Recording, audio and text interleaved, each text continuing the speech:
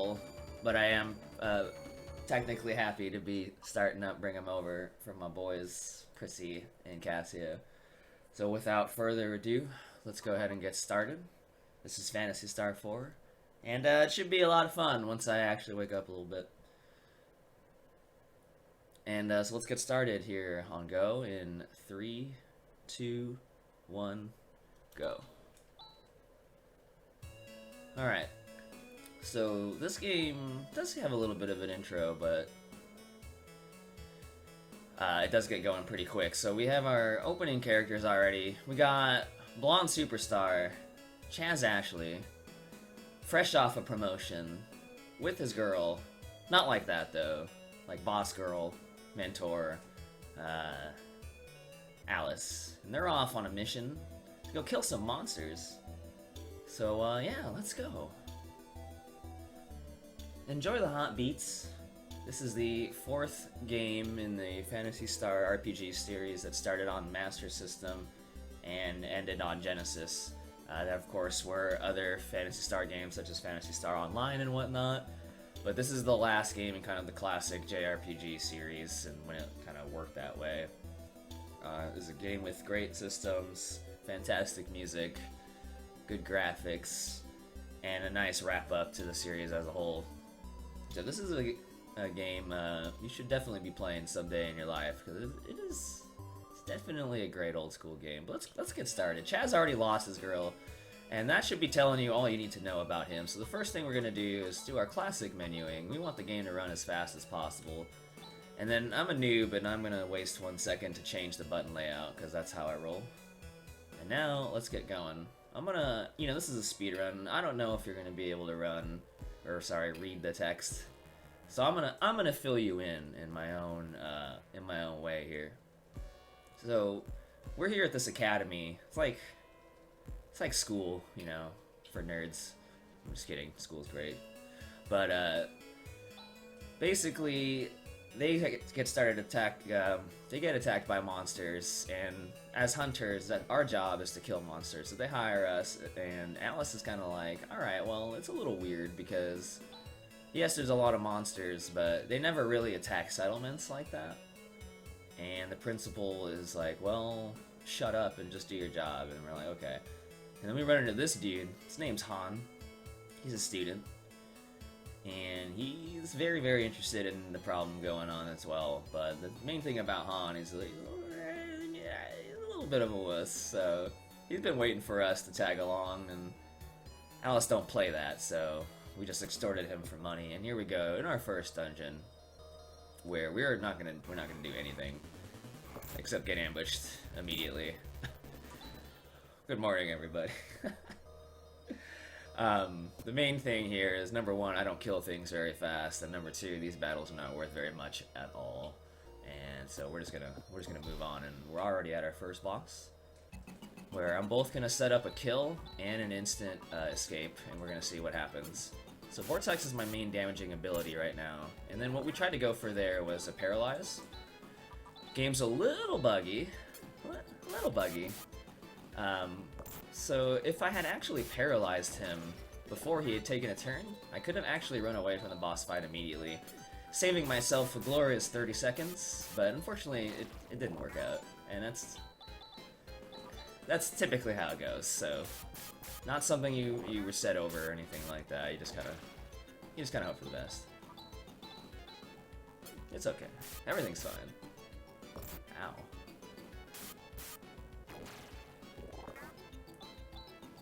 Ah, nice. Alright. We also got damage trolled here. It's okay, though. Everything's fine. Everything's fine. So, first you get a little emasculated. And now a little bit of exposition, where it's like, oh, dude, we're making the monsters. What a twist! What a twist!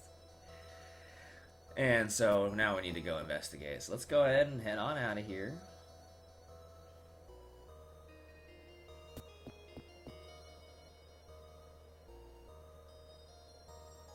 And figure out what's going on. I'm gonna be a little bit of a wuss, actually, and I'm gonna heal immediately. In a PB attempt, you would definitely never waste your time doing that. But I really don't want anybody to die. That's a bigger waste of time than me doing that right now, so it is what it is. Now we're gonna head back. And we may as well talk a little bit about the game as well. So one of the advances this game had for its time is obviously we're still a little early for cutscenes, full-on cutscenes of course. But this game was the first, I think, to bring up like these kind of comic book panels. And I don't just mean these portraits here, but like this kind of stuff where to kind of add extra context, it'll show pictures of what's happening or you know, character reactions and things like that. So it was really cool. Of course, you were already experiencing the banging soundtrack. You've seen one battle and how they look. The animations are really cool. So like, there was just some really neat stuff for its time. And I think it's helped this game age fairly well. It's definitely still fun to play in this age. Whereas the other games in the series, I have a lot of love for. But they don't really run as well. So in the meantime, we're off on an adventure to figure out these mysteries here. Where basically, this wizard named Zio is spending every last bit I have to haul him over to 80GQ. GLHF goes to playing as Rockman and Rockman and Forte and naming Chrono as Mike. Items and spells later. So stopping by lets me teleport to that town when I need to go there. But in the meantime, we're going to move on. Everybody in this town has been petrified.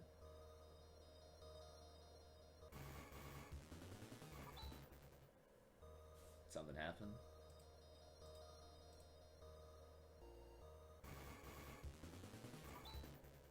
Ah. We must have gotten some sort of notification, maybe? I don't know. You freaked me out. Freaking me out, though. Yo, in the meantime... okay, in the meantime... Chad's gonna take a little beating. It's okay. Everybody's alive. Everybody's fine.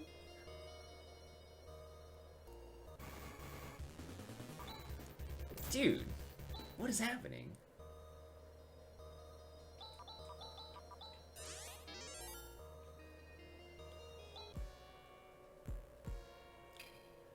And now we find our boy. And Alice tells us it's about a lead of something she knows can cure petrification, so we're gonna head there now. And we're still not gonna fight anything, because once again, we don't have the capability to kill things very quickly right now. And also because the encounters are just not very lucrative right now. Well, we will soon. This isn't any percent speedrun, but don't let that fool you into thinking that there's like these crazy tricks in this game. As it stands, there's definitely one that exists only for the task, which involves equipping a cursed item and having it mess up your stats so that you become godly, but unfortunately it's just not RTA viable, at least not right now. So ultimately this is a glitchless run for the most part, which means you're basically just going to do things the old-fashioned way, which ultimately means there's going to be grinding sessions coming up. First one is coming up pretty much right after this cutscene. After we meet our boy Rune here, kind of cocky wizard sort of guy, and he's going to join us, which Alice seems into, but Chaz is definitely not into, and that's okay, because we don't really care about Chaz. He might be the main character, but don't let that fool you into thinking he's cool. So we're going to do a little bit of menuing.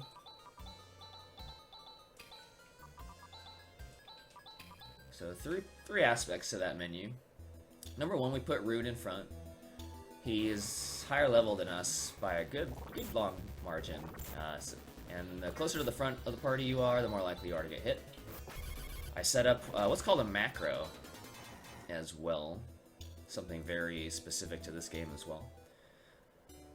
Macros are pretty cool. So basically you are pre-programming character actions ahead of time, which does two things. It makes sure things go in the exact order you want them to, because turn order in this game is highly variable. So if you want to make sure certain things precede other things, put them in a macro. So in this case, what I've done is I have put one of Rune's attacks first. Gra, one of his techniques. It's, you know, an AoE basically. It kills everything in one hit for now, because again, he's really strong. But later on also, you can make use of macros to do combination techniques like Chrono Trigger style. And again, because turn order is highly variable, really the only way you're going to pull it off in most cases is to put it in a macro. But if you're going to do the same action many, many, many times, like I'm doing right now, like I'm fighting every single battle the same way, then it's also saving you menuing time. So it's a great speedrun mechanic, in my opinion. And then the last thing I did in the menu was steal Rune's gear.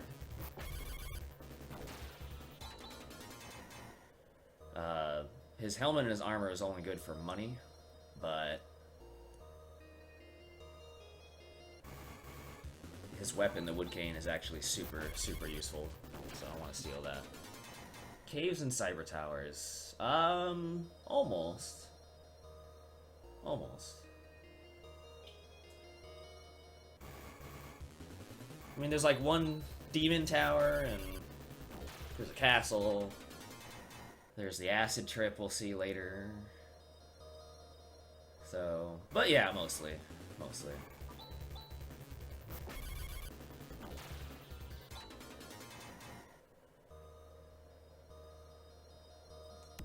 The goal for the grind that we're doing right now, and it's not even seeming like too much of a grind because we're getting all the encounters on the way.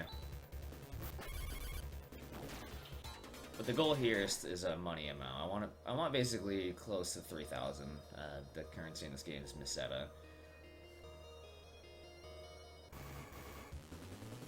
And I'm also watching Rune's TP, so usually when he gets to about 16,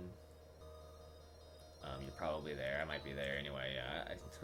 So we'll want one more fight, and then we're out of here.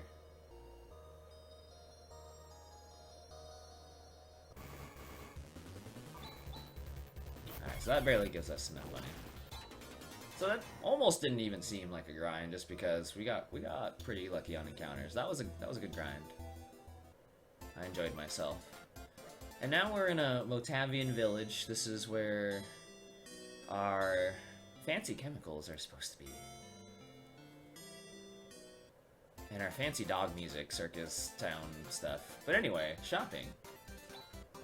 So we're gonna buy one titanium mail, and what we're gonna do is buy 6 carbon shields. Shields right now especially are a nice cheap way to bump up my defense quite a bit. With shields, it takes up an arm slot that you could put a weapon in at the quote-unquote cost of high defense. And right now, that's what we're going for.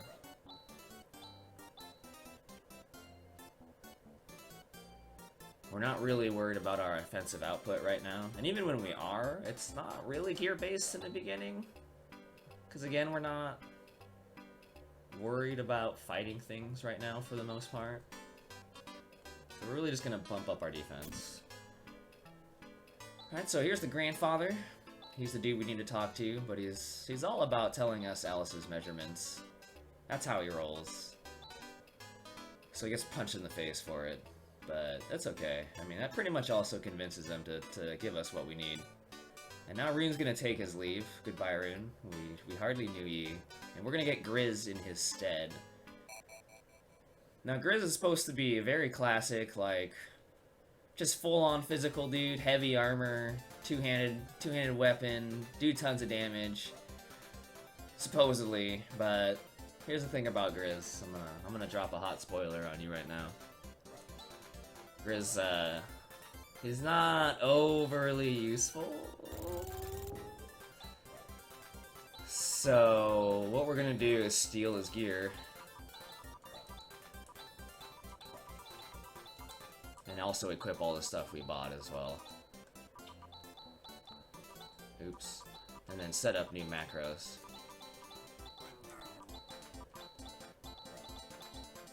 Alright.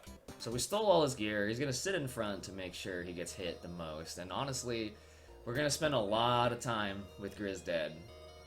This game is very classic in the sense that when you finish a battle and get XP, that XP is split across the survivors.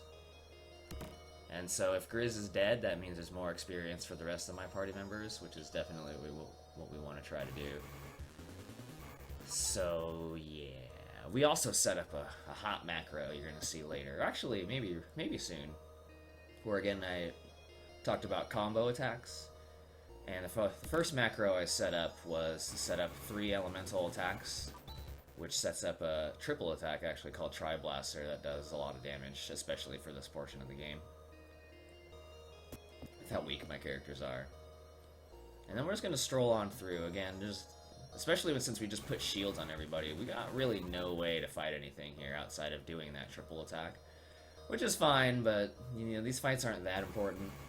If you get a surprise attack, like you surprise them, then you go for it, but in most cases you're just going to move on through like I have.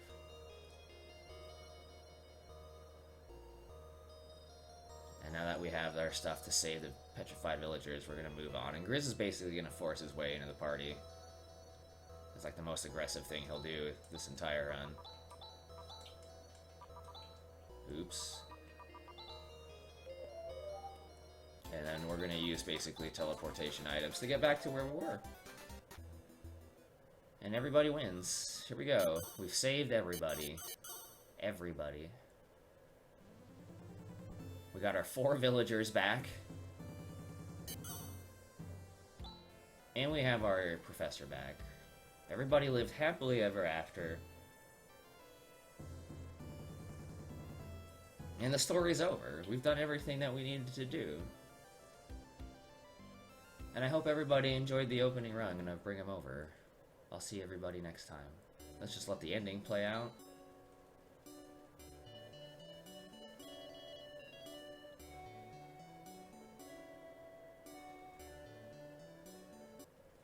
Oh, shoot. There's another monster. Okay, so never mind. We're not done yet. And we're gonna try to use an instant kill ability. So, nice. Okay, alright. So, like I said, that was an instant kill. And there's roughly a 2/3 chance for it to work. And we got it first try, which is cool, but last marathon run I had about a week ago, it took 6 tries. And you only have 7 charges of it, at which point the fight becomes very, very awkward. Actually, I'm still kind of running with PB attempt muscle memory, it seems, so I'm gonna actually save before I head back in there. So, sometimes lucky, sometimes lucky.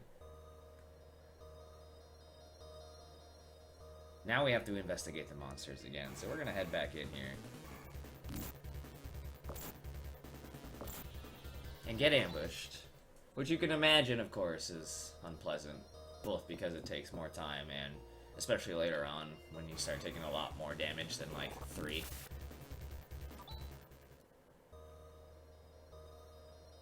Then it taxes your resources as well. Alright.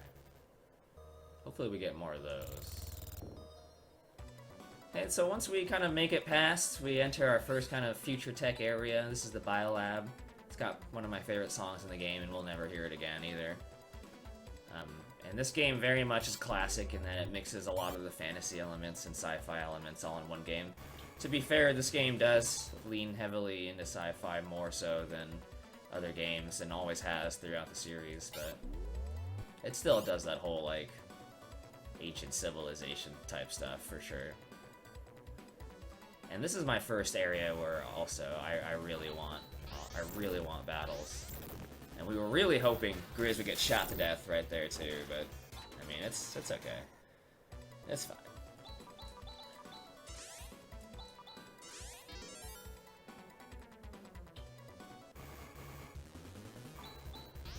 There he goes. So I'm glad he's dead, because I wanted to show you 2 things. So first, I want you to check this hot status for Grizz now that he's dead. He's dying now. Not only is he dying, but he no longer walks, so he just glides across the screen because he's dying. Which is pretty amazing. I don't know. It's so simplistic, but it just makes me laugh, dude. Alright. Okay. It's a little scary, but we're gonna go for it. Alright, we're in there. Chaz is now out of TP. We can't do that anymore. But we're towards the end anyway, and we got all the battles we wanted, so everything's great. We're doing great, everybody. And we're already a minute faster than my last marathon run as well. Alright, so we run into the doctor, good doctor. He's got this lady with him. He talks about how he was saved from all the robots by her, and she starts giving us some background about what's going on, about how this planet's basically run by computers, AI and stuff, and things are going all out of whack, and we need to figure out why. And now we'll actually finally hear a loop of this song during this cutscene, which is great.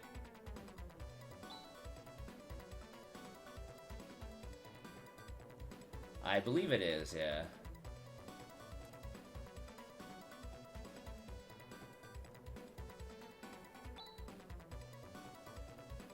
And so this sets up the next stretch of the game where your job is to try to fix the systems that are malfunctioning and kind of destroying the climate of the planet. And the next step is to confront Zero, most importantly, not really to kill him, but to rescue an android named Demi so she can fix everything.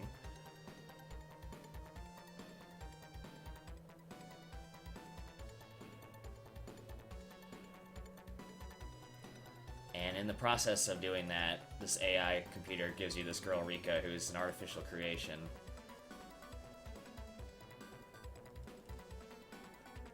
And you're like, alright, cool. And I'm sorry to do this, everybody.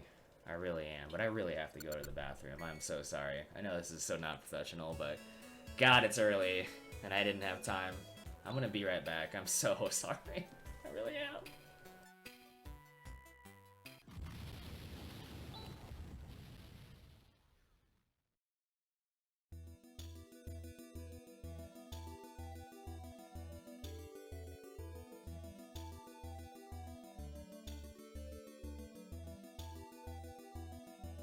Well, while Bick is doing that, let me quickly read a donation. Alman sent in $20 and says, "Good luck, Bick. Let's get this going." So thanks. And by the way, guys, remember that if you want to donate for incentives, just type ~incentives in the chat, and you can see the list that you can be donating towards to get Cassio and Prissy to AGDQ 2018. Again, that's what this event is for. Just trying to get enough money raised so that we can get both these guys to AGDQ and able to participate in the classic Mega Man Relay. It's going to be Mega Man 1 through 3 relay race. So there's a lot of really good runners in that race. Some old, some new. It's going to be really awesome. So any donations you can to help get them there, we greatly appreciate. So I'll leave it back to Bick. I'm so sorry, but y'all need to understand, like, just how much I just exploded. And I'm back, though. I'm back. I'm back.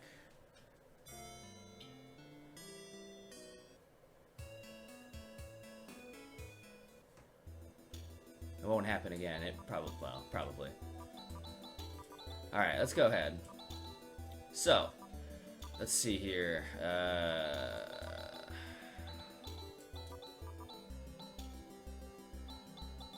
Technically, this is the wreckage. It's a side dungeon, technically, and while it might seem silly in a speedrun to do side content, it's absolutely necessary. I forgot to equip the right things, but it's okay.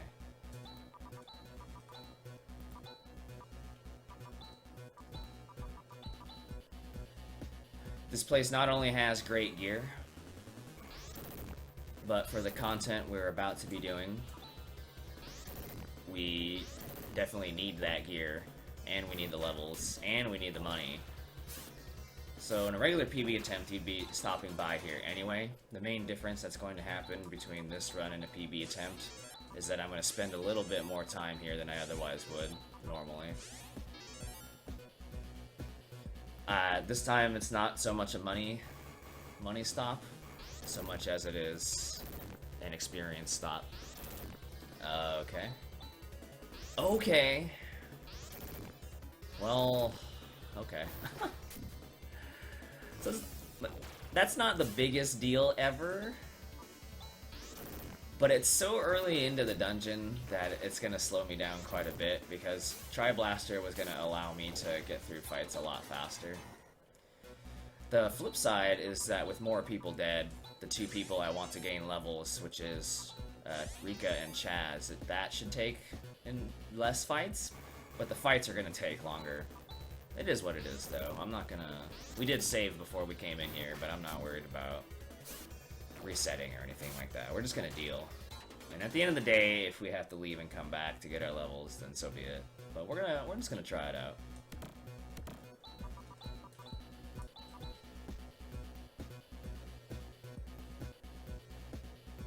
But yeah, I apologize for the absence.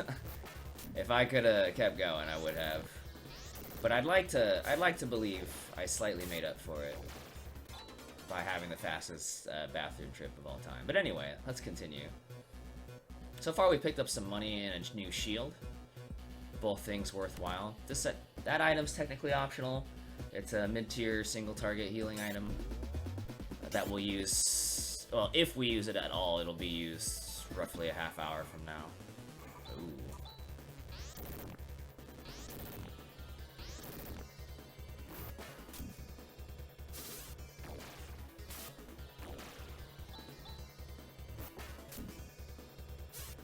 I mean, for having someone die as early as they did, this is actually going pretty well. The ceramic knife we just got is not for use, that's for money. Yeah. Death cuts their walking animation, and Death has its own status name as well. Next time I go into the menu, be sure to check it out. I think you'll enjoy it.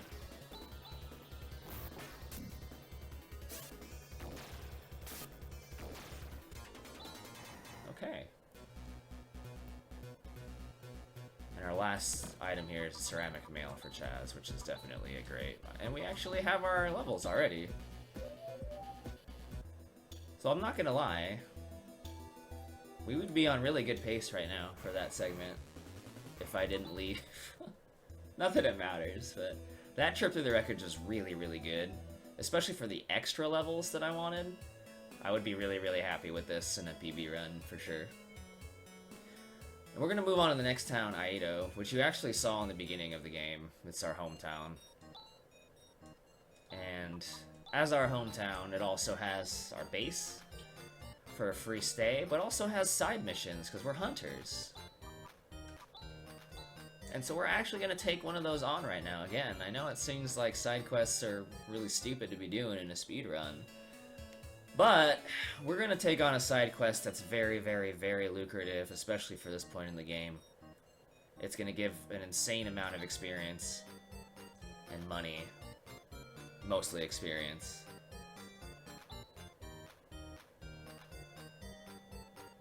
And it is a very dangerous fight, but we're going to go for it. It's either take on this super dangerous fight and see what happens, or it's grind for several years. And I think we can all agree this is the better option.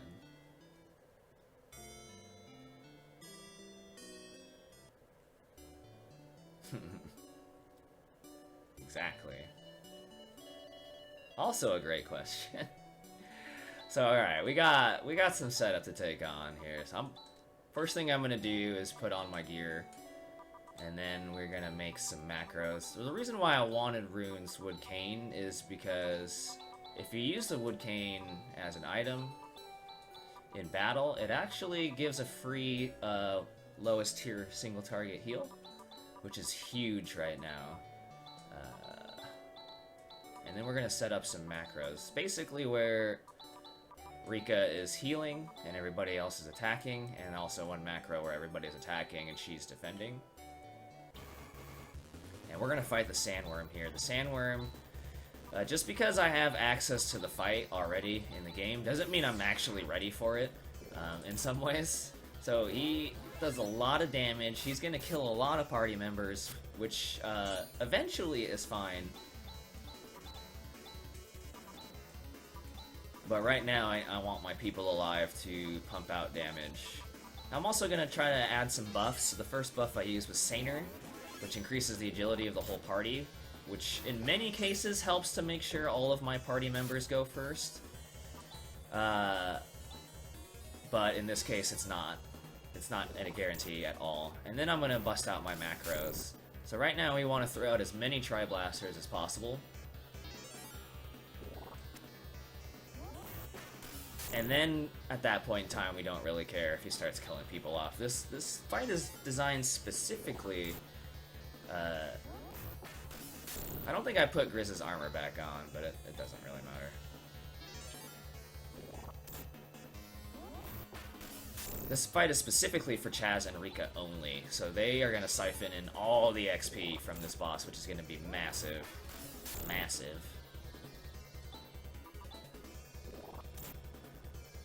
And technically, because Rune entered the party and will rejoin later, spoilers, he will also get this XP, which is really nice.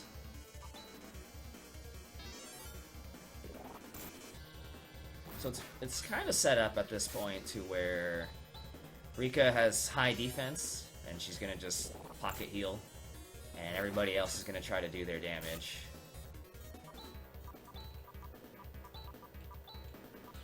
And now I want to wait out Han's death. I really, really, really do not want him or anybody else to get this XP except for Rika and Chaz, so I am going to waste the time if that's what I have to do, to wait till he gets killed by the Sandworm before I finish him off. Normally, you'd get to this fight a little bit sooner than I did, but I took an extra level just to make things just a tad more reliable. Sandworm does have the capability of just one-shotting Chaz. And then I'd have to start the fight over. Alright, great. And now we're just gonna pray. We're gonna pray if he does that this turn I can heal him before he goes. And that's what we want to go for, is him hitting Rika over and over again. Because she does have the capability to survive 2 hits, so even if he goes first again, doesn't matter like that. It's all good. But if you had done that to Chaz, this fight would probably be over. Good. What a great fight. I mean, outside of having to wait, 4 rounds for Han to die, that was actually a really, really good fight. And in a PB attempt, I'd be really, really happy with that fight for sure.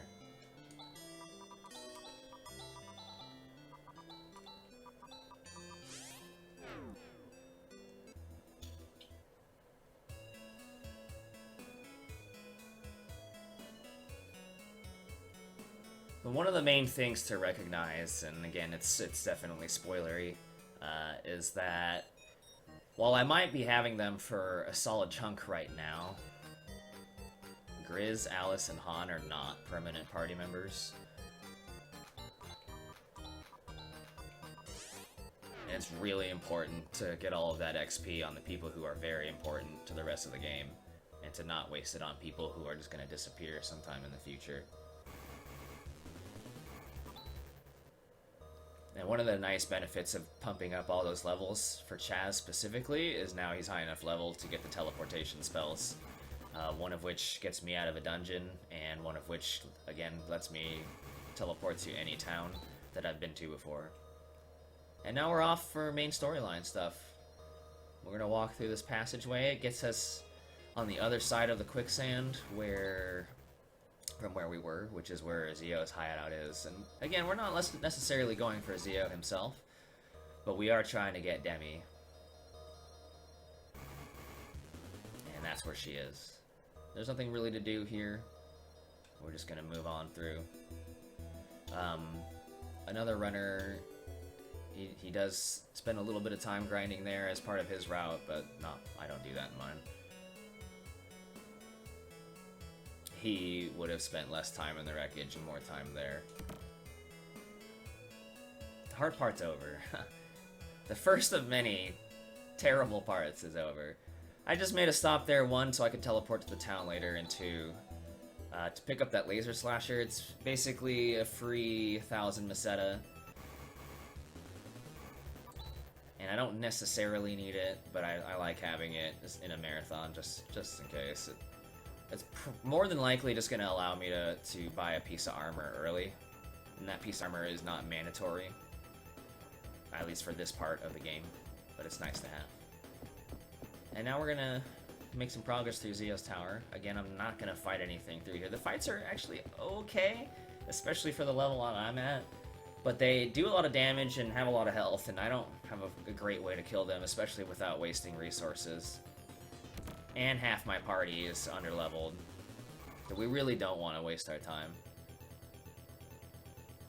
All we're really going to do is move through, taking the good treasures on the way. We picked up some money. I just got a sword upgrade for Chaz right there.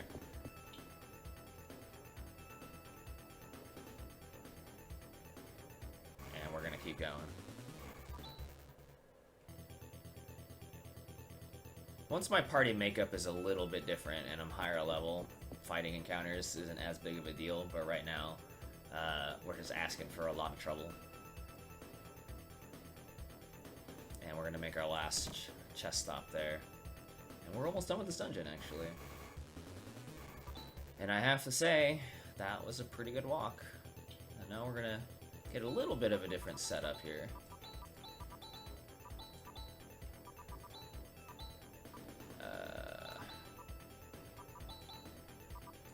Yeah, I had forgotten to equip Grizz, but that's okay. Alright, we're gonna take the gear off of Grizz and Alice, and we're gonna put our main party members in the back. And then we are gonna start pumping out some damage on this guy. His name is Juza, and he's one of Zio's henchmen. So the fact that he didn't start off with an AoE is definitely lucky. It sucked a little bit that he used it on Alice, but I mean, it is what it is. She's already done most of what she needs to do, and everything else she can do is extra. Again, Rika and Chaz are going to be our only survivors. Okay. It's very interesting that he used only single targets so far. It's just unfortunate he used it on the most useful of our useless people. Phrase it that way. Alright.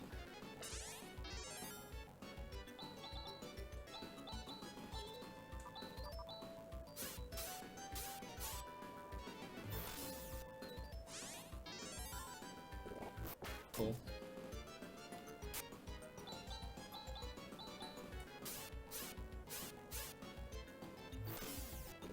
Okay.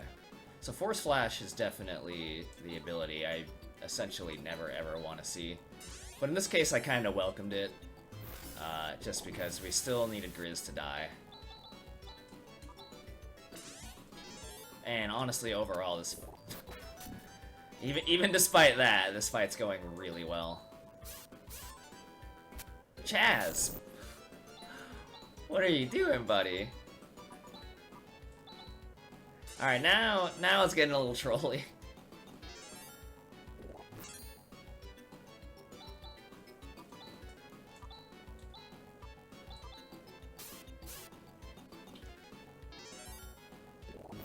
Okay.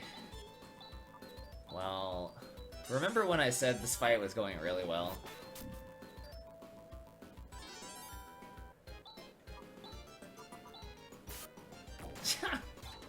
One hit away, and honestly, so I kind of only have myself to blame at that point in time, to be fair. If I was definitely a damage counter and I knew he was one hit away, I would have just gone for it, but it is what it is. Anyway, let's go on. The reason I heal is because there were still 2 more rooms to do and you can still get ambushed, so I wanted to be safe, but we made it without any encounters. And here's Demi, already showing off the fact that she's a medical robot, so most of her skills are healing based. which means she's not some intense damage dealer, for better or for worse. Unfortunately, we get caught by Zio here. He never really grew out of his goth phase, so that's fine though. Everybody's got their style.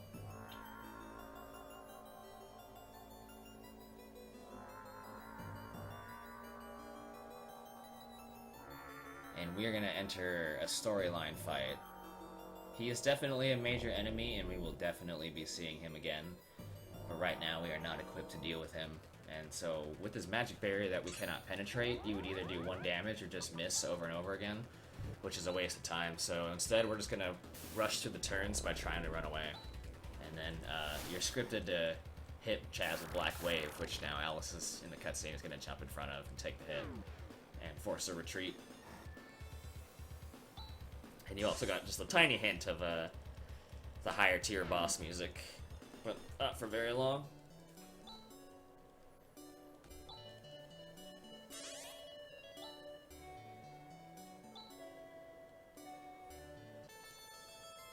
We got our sad music, which just sets us up for our next storyline thing to do, which is to go find wherever Rune went and get his help, because he's like a, savage wizard dude. So if anybody knows how to save Alice, it's him, and that's what we're gonna do. And it requires crossing quicksand, which fortunately our girl Demi here knows of a Land Rover that will help us cross, and we're gonna go and get that as well. But so far as far as like quote-unquote tech happening in the speedrun, it's kind of deceptively simple. The speedrun as a whole is really just about recognizing bottom line thresholds to make it through the next thing, and then finding the most efficient way to get to those levels or money values. So, for example, again, one of the biggest things I was trying to do to get to specific levels really fast was to make sure certain people were dying, and then to tackle content that would get me there. So it's not about, having my entire party be ready for this next part of the game again. It was just all about Rika and Chaz, and the best way, again, so far to make that happen. In the beginning, okay, a little bit of regular grinding, but right now, it was to do that sandworm fight, and to continually fight bosses, again, with just the people I need alive.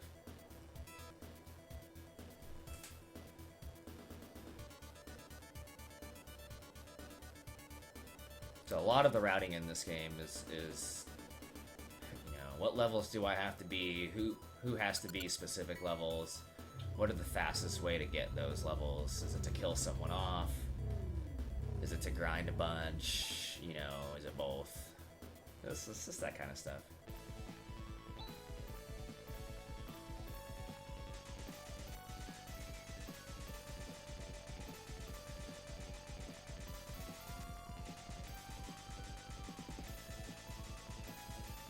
Ah, 0 encounters, nice. Very rare to see that.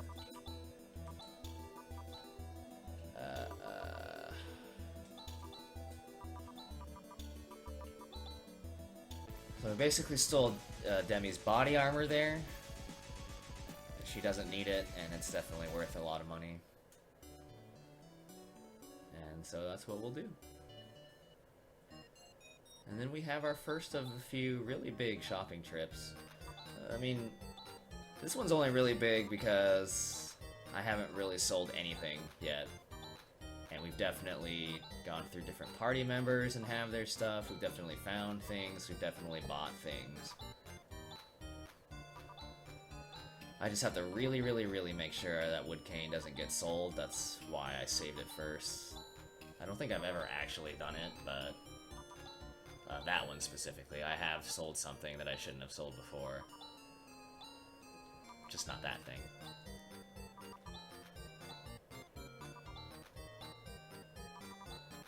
Unfortunately, shopping is just not a quick thing at all. But we're almost there.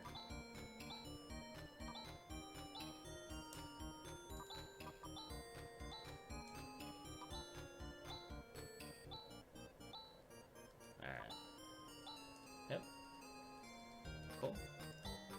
So right now the bulk of what we bought is for Rika. I'm just gonna throw that on her.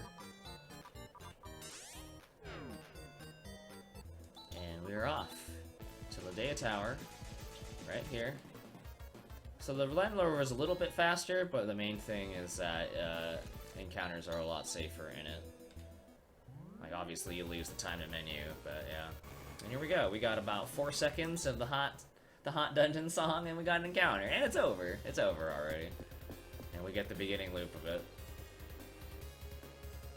This is another PS Phantasy Star 1 remix, but we'll hear a lot of it later. Nice. You also have no need to fight anything here. Nothing is worthwhile. And we find Rune.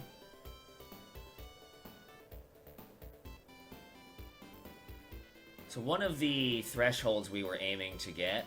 No, this is not the seaside menu. Definitely not. Alright, hang on. Let's get the menu going. Alright, this putting double shields on Rune helps him be really tanky for this portion of the game. And he's gonna keep those shields, actually, for the most part, for like the whole game. Nice AoE.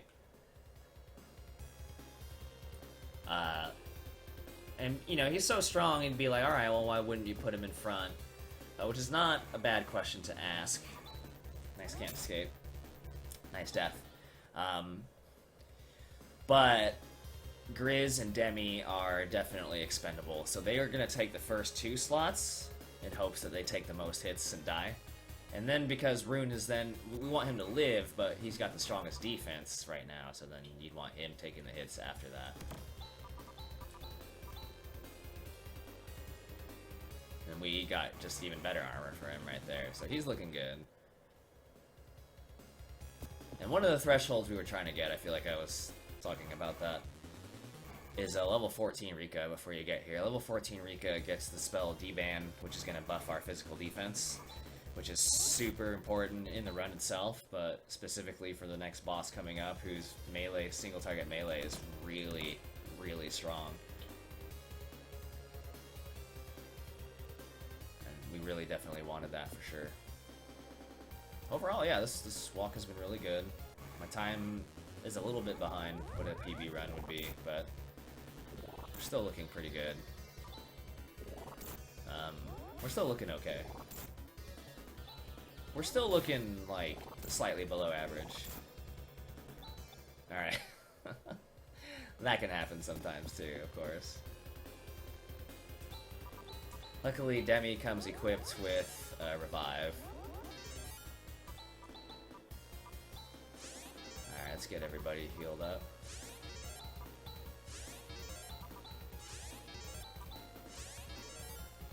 And let's go. And the reason why we want to come here is to grab the Psycho Wand. It's the item that's going to be able to negate Zio's barrier so we can fight him. He sends a little minion after us. Very simplistic boss fight, as long as you don't get, like, epic trolled. So the first thing we're gonna do, besides attack, is throw up some defensive buffs. Namely, Barrier and D-Ban. It's especially important that D-Ban came up first. Which, again, is gonna buff our physical defense, and Barrier is gonna buff our magic defense. But it's his physical that's truly the most dangerous, for sure. And then we want to throw on a Saner to start making sure that we go first. And before this fight is over, I very much want Grizz and Demi to die, so that's totally fine.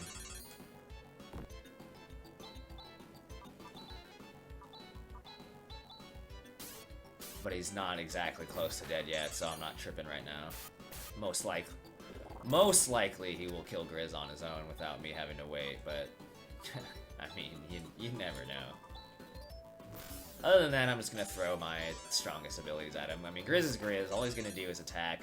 You can see the Giwat there doing its damage.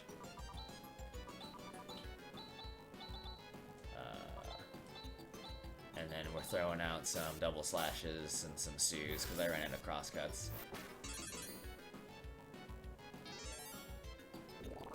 Alright, now you're being a troll. I'm gonna go one more turn of killing him, and then I'm gonna wait it out.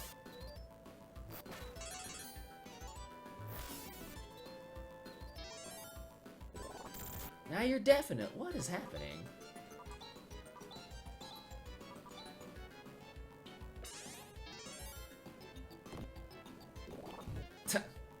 Okay.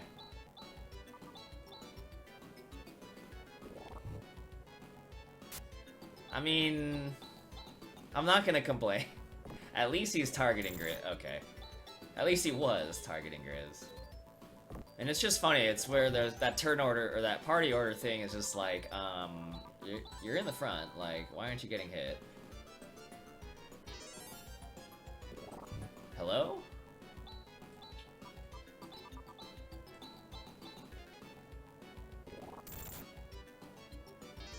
Hello?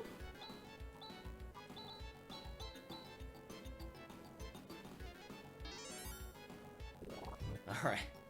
We've had some strange boss luck, I'm not gonna lie.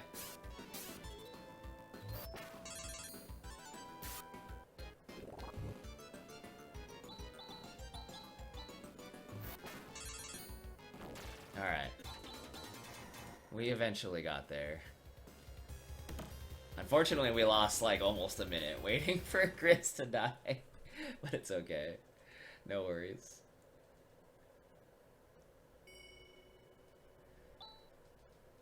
And now we have the original Eris scene. Alice's condition gets worse. And there's nothing anybody can do about it.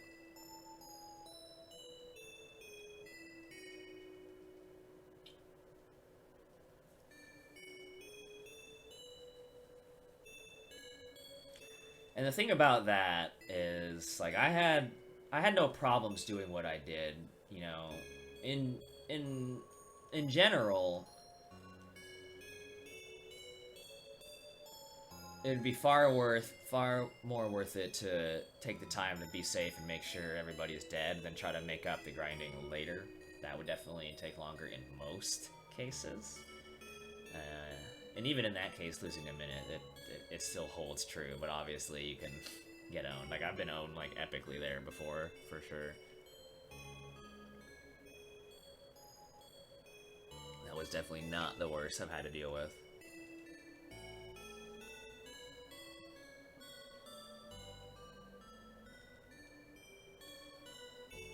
But I'll take the time to thank everybody for being here. It's so early.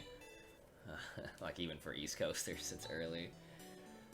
For me, definitely early as well. And I know for Chelmy, also early. But I'm definitely glad y'all are here to support Bring 'em Over.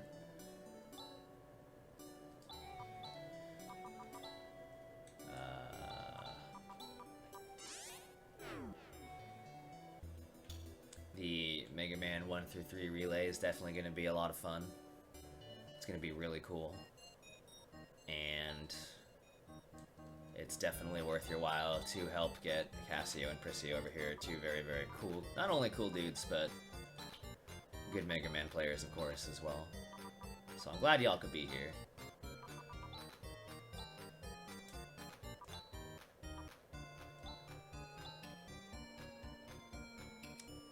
We're gonna make a quick pit stop here to upgrade Rika's shield to a better one, and then we're off.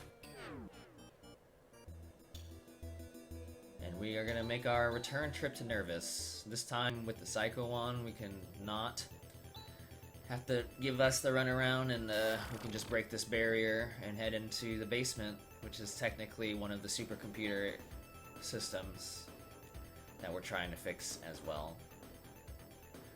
With the understanding that it's almost a guarantee we're going to run into Zio at some point as well, but we are ready for him. And this is definitely another dungeon. We are just trying to get through. We will not be fighting anything. So obviously we're going to get encounters. That's just the reality of, you know, playing the video game. And so really the only thing I'm hoping for is that I can get away from each one. And certainly the less encounters I get, the better. But again, there's no avoiding them. So again, the main hope is just running away.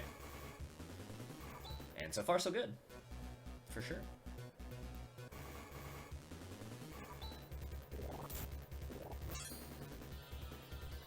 That's fine. That's okay. No worries. Not a problem.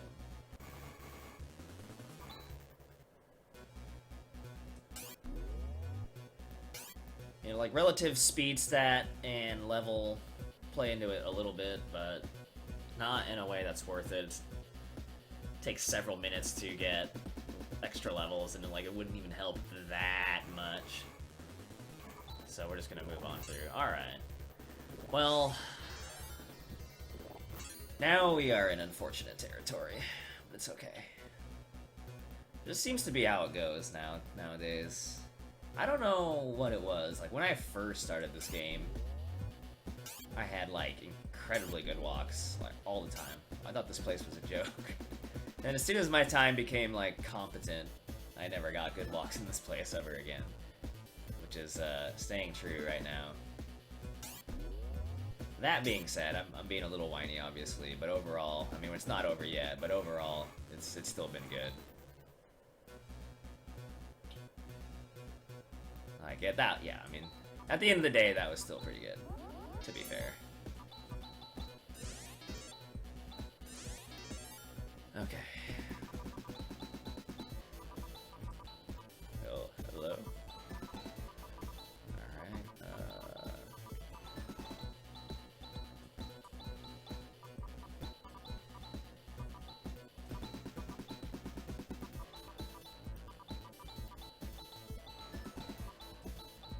Alright, Alright, so we're gonna set up a few macros. This macro I'm making right now is the first turn setup, where we're gonna put our buffs on. We're gonna use the Psycho on with the with the useless guy, Grizz, and make sure he goes first. And then, and the other two macros I made are kind of my more regular turns. So, Zio is actually very strong, uses a lot of AoE. And there's no way we're keeping everybody alive, so actually the only survivors are going to be Rika and Rune. Everybody else will eventually die. So we're going to use our first turn macro. We're going to debuff Zio by using the Psycho Wand first, then we're going to buff ourselves. And then from there, depending on what happens, I mean, Rune's going to attack every turn no matter what with that spell. And then Rika either needs to...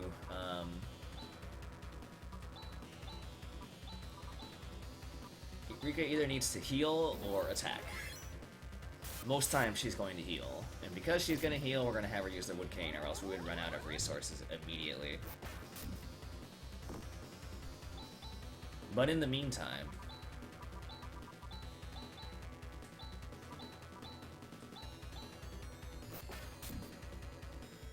we will just kind of bust out whatever we can bust out. So a single target on the guy Grizz would be like epic. Of course that's not what happened, but it would have been epic.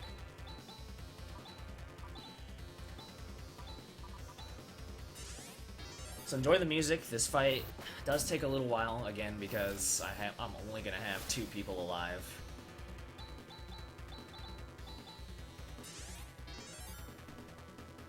And so we have to whittle down his HP, and this is the only, like... it's the only way to do this. There is no way to keep everybody up. So you pack defense on the people who already have really good defense, and you go for it. So you're seeing in most cases, Rune is taking only 1 point of damage, unless it's a single target like that.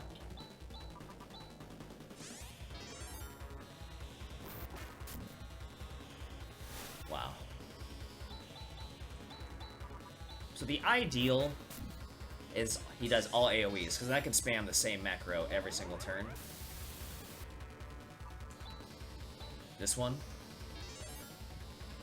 And it'll be fine. We really don't like single targets, because it's wasting my TP resource, because I have to heal every time, and I can't use the Wood Cane.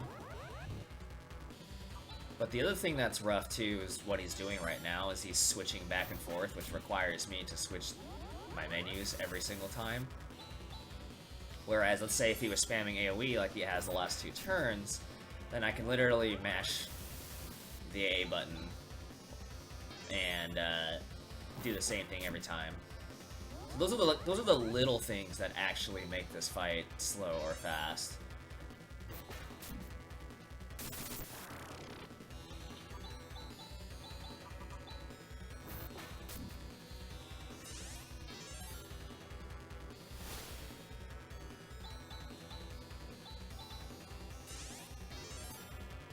I mean, you only have 3 crosscuts, so before I had Chaz do anything random, he was already out of them.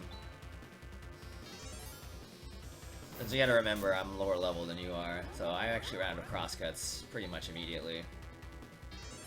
Depending on what he does, you can also speed this fight up by a turn or 2, depending on what he does. He's only given me 1 opportunity to do it, and I failed to take it. And actually, my TP is getting a little worrisome right now. But there, depending on what he does, I could also have Rika attack, and she does roughly the same amount of damage as Rune does, so it would save me, again, like, you know, a turn. And it's worth doing, of course, but he's being really, really, really mean. That's actually my last heal. He is almost dead, to be fair. But wow, yeah, wow. Alright, I'm just gonna have to be a little bit riskier.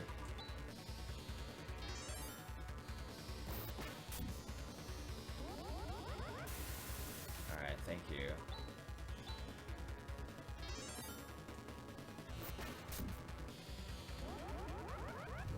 Alright, he's at least being a little bit more cooperative now. I'm gonna risk it for the biscuit. Yeah, it was worth it. It's fine. Like, I wasn't worried about dying. It was just kind of like more comments of like, wow, like he's going in hard on the single targets when he normally does not.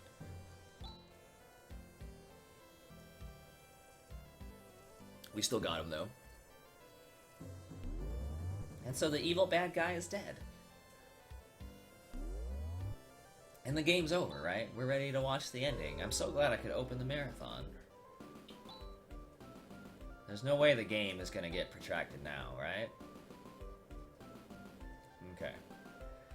Now basically, they've now fixed, oh, freaking Chelney. We've fixed up the natural disasters, but the climate itself is still not great, and people will still, like, not be able to farm, and they'll starve to death. So the next place we have to go to is outer space, to a place called Zealand, to meet a dude named Ren, to see what the problem is, and hopefully fix things. And luckily, as it stands, not only was Zio on top of Nervous, where the supercomputer is, it's also on almost on top of a friggin' spaceport, where there's a spaceship, so that we can go to outer space. But instead of going to outer space, we're gonna take on a little side quest with our 3 core characters that we have right now, because we definitely want to, again, beef up our experience a little bit, and in a way that's not, like, super long. We basically have, like, a 2-3 minutes of quote-unquote side content.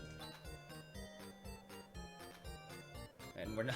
The funny thing is we're not even interested in the money at all. Like, well, obviously we'll get it eventually.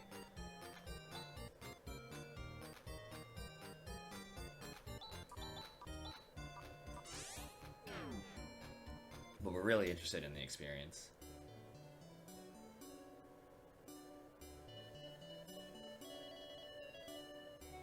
And so we take on the side quest to where this lady's son falls into a giant fissure and you have to go save him.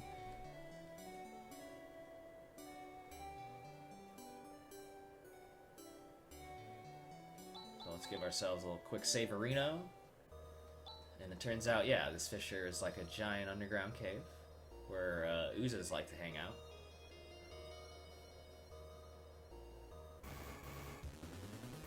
And there they are.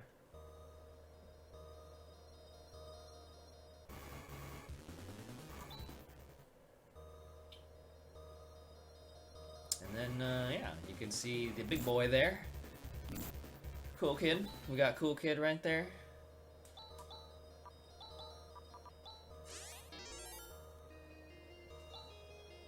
And we gotta fight him. And we're gonna get some hot XP. Hot XP! Simple boss. You really just want to get your defense up. All he does is physical. We got the rare single target there. We do need the Saner, so why don't we heal?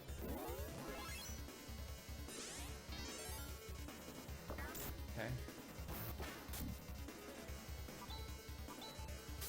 we are aiming for Chaz to die in this fight, which should typically be free, because he usually continually AoEs, or we don't even have to worry about it anyway, he'll single target him anyway, which is pretty rare. But yeah, I mean, that's ultimately what we wanted to have happen, so that is not a bad thing.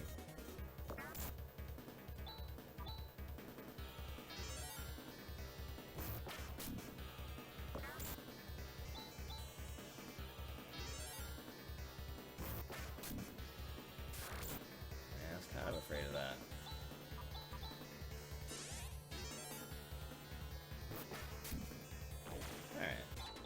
Little trolly, but you can see, I think we got 2 levels per person there, except for Chaz, of course, who was dead. Excuse me, he was dying. Dying!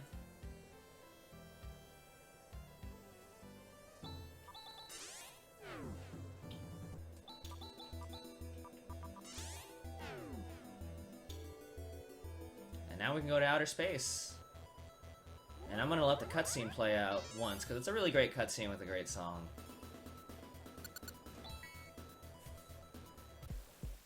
And I might be right back too.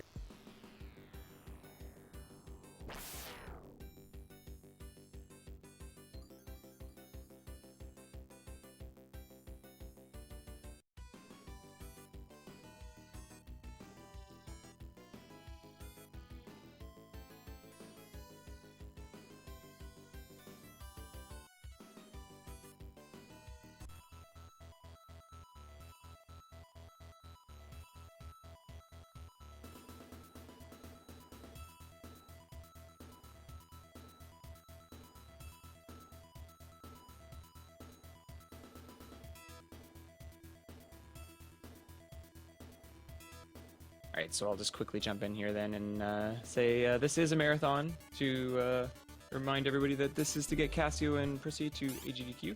And yeah, so if you want to donate, just you can click the link below the stream, or you can click the or type in !donate to get a link to donate. And reminder to put just some incentives as well if you're going to donate to get them there. So really appreciate all donations, and give it back to Bic. Alright, thanks, Chelney. And so here we are. This is our boy Ren. And he's telling us the next kind of storyline portion, to where technically he should be able to control stuff, but there's a problem. There's another satellite interfering with his control, and we need to head there instead.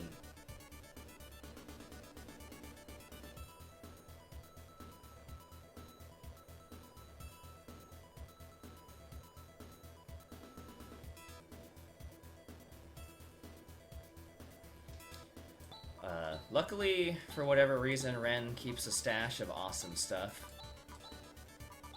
So we're gonna equip our new goodies, and we're gonna head on to the other satellite, Curon. Or so we thought.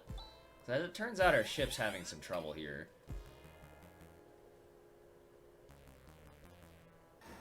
And we have an intruder sabotaging the ship. He's gonna have boss music, and he does do a fair bit of damage, but a simple damage macro that we have set up should take care of him in one round, unless I get epic trolled with my damage rolls. Which I didn't. So it's over. And despite the ease of the boss, quote-unquote, you actually do get a fair chunk of XP. So that's cool. And so, unfortunately, with our ship sabotage, we are going to have to crash land on another planet. All of the games, Phantasy Stars 1 through 4, except for 3, all take place in the same solar system. It's called the Algol solar system. There are 3 planets around the sun. The first planet is called Parma, which is where Parmenians or something like that live. Basically, what we would consider normal human beings. You have Motavia, which is where I was for the first hour of this game, which is where Motavians live, so people like Grizz. Now, Parmenians also live on Motavia, and then even more so because in the second game, Parma actually gets destroyed. And then the other planet is Dizolis, which is where I am right now, which is like the wintry planet, and this is where we are. where these Olians live, like this guy, who many viewers have likened the Namekians from Dragon Ball, and I really can't fault them for that one. And we crash landed on this dude's temple, and his whole thing is like, well, you crash landed on my temple, but I'm down to help you out if you let me go with you. And it's like, okay, well, we kind of don't have a choice. His name's Raja. He is a very squishy character, but an insanely powerful healer. So he's actually a really amazing casual character who we really don't make heavy use of at all in the speedrun, but casually, Raja's your boy, for sure. He's your boy. Even though he tells really bad jokes, which we all probably know how I feel about, he's still your boy. And so you hear rumor of somehow another spaceship. How lucky. And before you can unlock the dungeon to go get it, you do actually have to talk to this guy and figure out where it is. Even though, like, casually you might know where it is already, you still have to do it. And so here's the thing, like, I know I just got done saying Raja's pretty cool, but at the end of the day, again, he's not a core party member.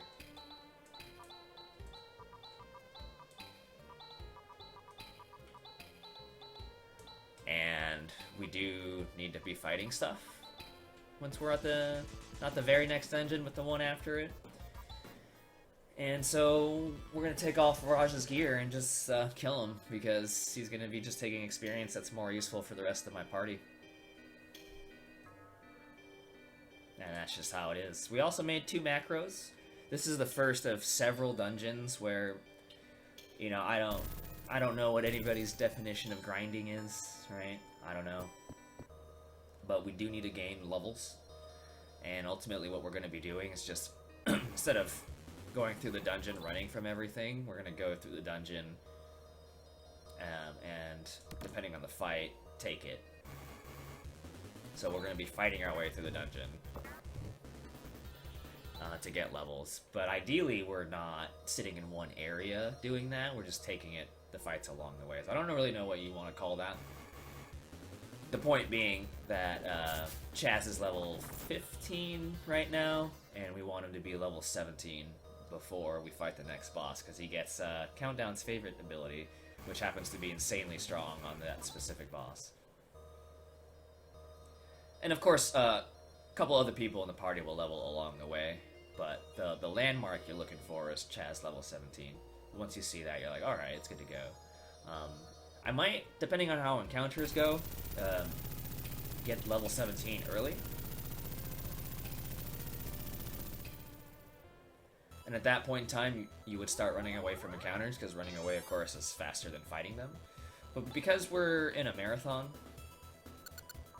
and this game is fairly dangerous as far as dying, one way to make that slightly more reliable is to gain a few extra levels than I normally would, which is definitely going to happen in this run.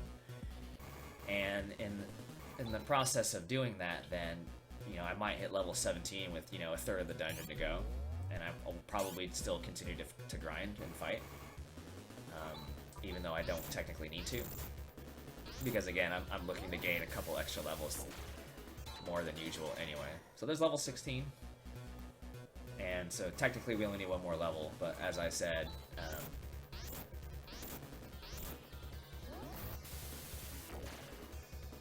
I don't really care what happens. We're probably just gonna fight basically everything.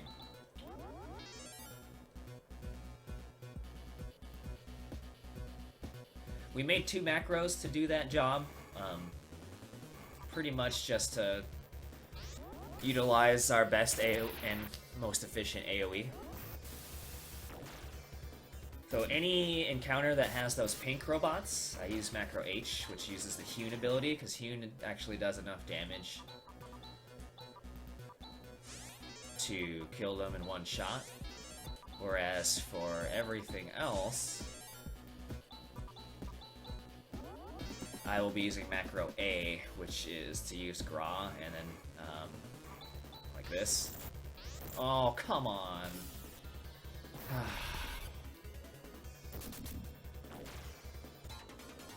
Awesome. And then Ren's multi-target gun. So I do have a revive. It's like, that's not a big deal. But you may recall Chaz is the guy I want to have leveled up.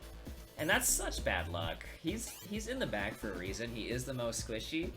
So you put him in the back because he's less likely to get hit. So the bad luck there was not only did he got hit twice, which is ridiculous on its own, and one of those hits was a crit. And so it's like, come on, man. So it does put me a fight behind. And in a PB attempt, I'd probably be pretty upset about that, but...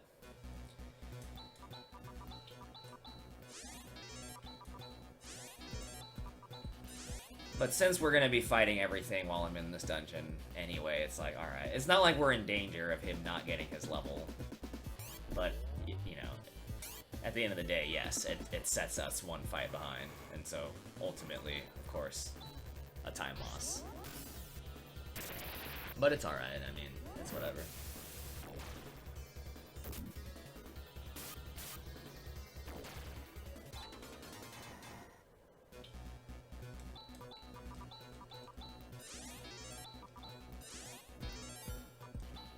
I feel like I've never had to heal this much. I'm a little confused, I'm not gonna lie. I'm probably just getting a little unlucky.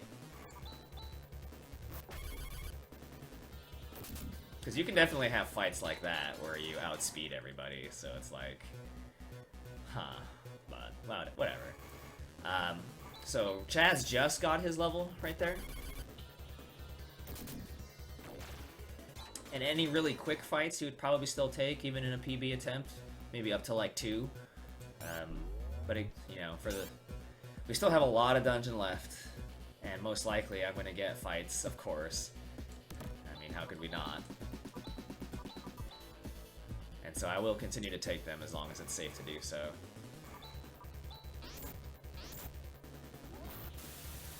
Like, that would be my definition of a really quick fight. So those, as long as I have Hewns, I'll still take. If I get 3 or 4 of those, like, elephant-looking dudes, I'll definitely take those also. Looking at my resources right now, I may or may not want to keep fighting those blue guys. I suppose it just kind of depends. We're not necessarily low on resources.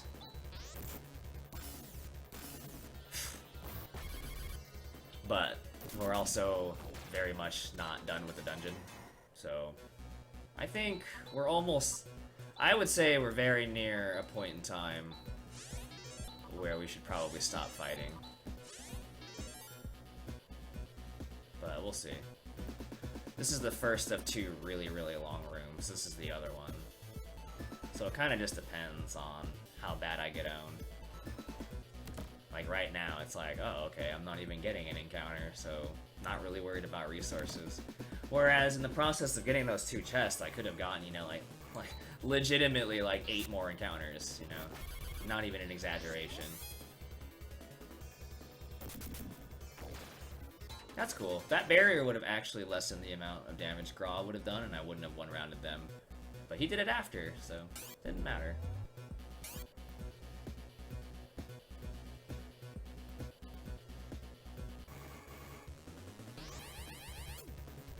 So those enemies, they explode the mines on you for lots of damage, so that's already one reason you don't really want to fight those guys. The other reason being, they're actually from the Nervous dungeon, also. And so what that means is that they don't give you a lot. So there's really just no point in fighting them anyway. Alright, here we are. We're here at the satellite again because we want to fix the computer system that's here. And so we need to do that, but it looks like there's something in the way. In the meantime, I'm going to get ready for whatever might be in the way.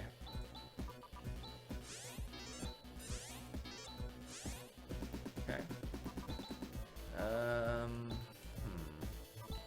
Let's see. Rika, Raja, Ringran, Chaz.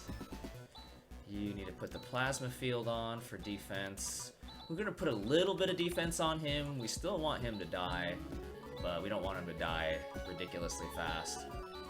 Rune, same with him, so we'll take some of his gear off, and then we're gonna beef up Chaz defensively quite a bit. And then we're gonna make some macros. So we're gonna make a healing macro first. Sar is a weak AoE heal, and everybody else is gonna attack. We're also gonna set up our defensive macro. We want Barrier for magic defense. We want Saner for agility, and we want Blessing for physical defense. And then, yep. And then what we're gonna set up is some defense macros, because we do need to wait out Raja and Rune to die, most likely. We equipped, okay, we did everything. And so here's this thing on there. Oh, this must be what's making it go wrong. It looks like the guy that Zio was summoning, so it's like, alright, we got the big boss here. Yo, it's Dusler.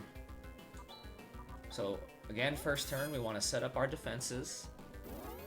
Magic defense, agility, physical defense, and then we're gonna go, hopefully, all out.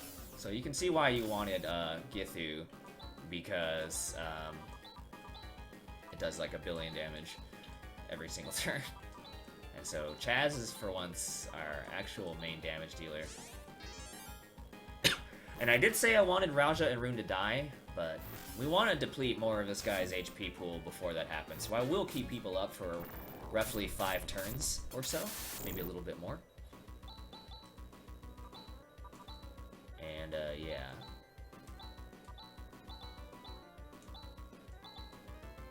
And we're gonna throw the Miracle out. Burst Rock is by far Dark Force's strongest attack, but we do have one Savage AoE heal to make up for it. And then from there, we really essentially hope that we don't see it again. That one's fine. This is why we set up the Macro B. Okay, that was round 4. So I'll probably go about 2 more rounds of just kind of reacting to what he's doing. Before I start. Actually, I think I'm gonna let Rune sit like that. That might not be the right move, but it's what I'm going to do. And another nice thing about Raja and what makes him super OP is he has this skill that recharges everybody else's TP, which is absolutely incredible. Okay. So this is gonna have to be spent as a big time healing turn, because he used the ability we specifically asked not to see. So things can get a little trolly right now. It really depends on what he decides to do. Okay, so that was pretty much the friendliest thing he could do. No.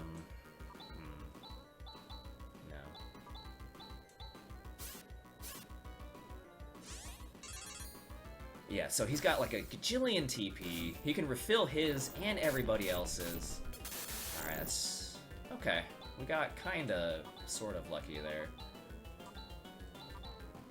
And, yeah, and he's just got like such powerful spells. Like, it's crazy how good Raja is. But he's also insanely weak. Like, even if I had put gear on him, he's still insanely weak. Okay, I am gonna start waiting out. I really want Raja to die now. And at this point now, I really am hoping I don't see another Burst Rock. As long as I don't see another Burst Rock, we are definitely in there. Boom. Good. So that fight was actually pretty good. Not a whole lot of wasted time.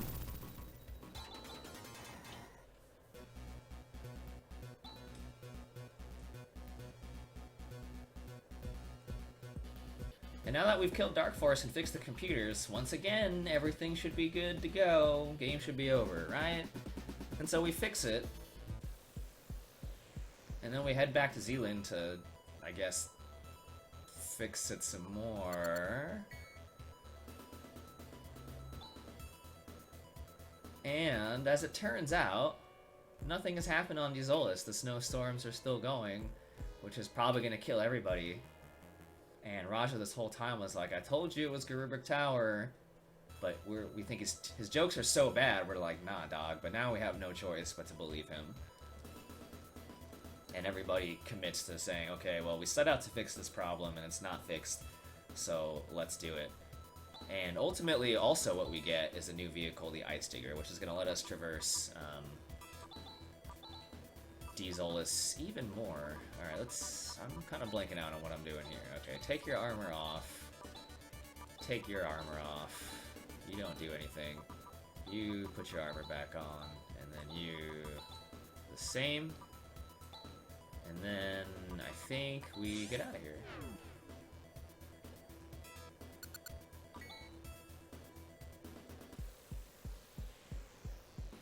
Yeah, what's up, everybody?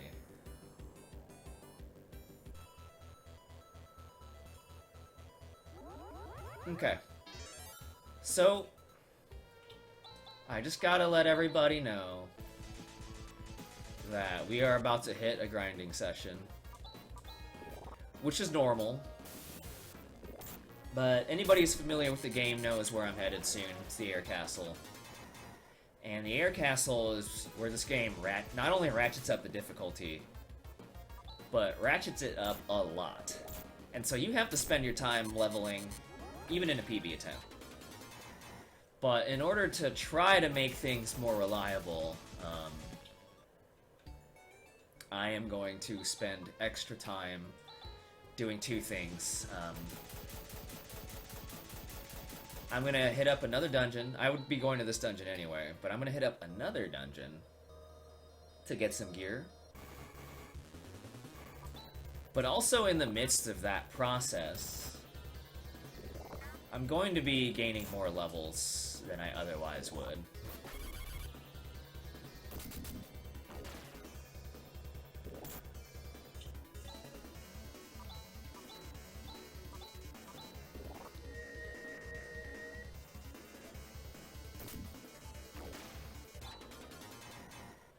And so it's still perhaps unfortunate, but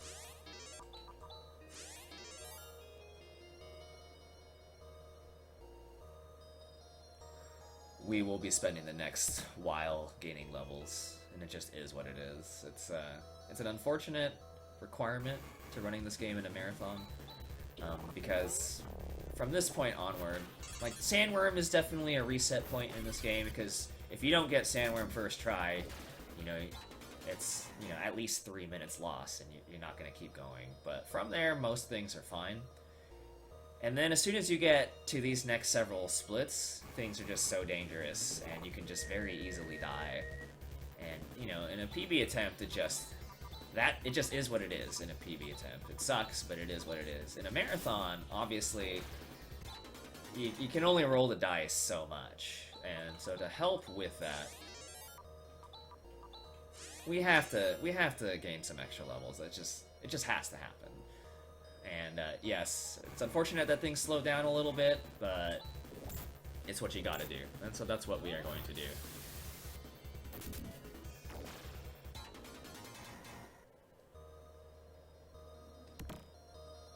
Normally you would sit here. You have time for a donation? Oh yeah, definitely. Okay, I'll do one here really quick. Baron donated $25 towards Mega Man 6 100%, so we're going towards that incentive. Thanks a lot, Baron, for that. Again, we are raising money for Casio and Percy to get to AGDQ, so anything you can donate would be greatly appreciated. We're hoping that we can get them there and they can take part in the Classic Mega Man Relay that'll be on Friday evening, so they'll definitely want to catch that if we can get them there. And in general, like I said, I'm going to be doing this kind of stuff for at least another 10 minutes, so if you're feeling like you want to hype some stuff or do whatever it is that you need to do, then definitely feel free to go for it.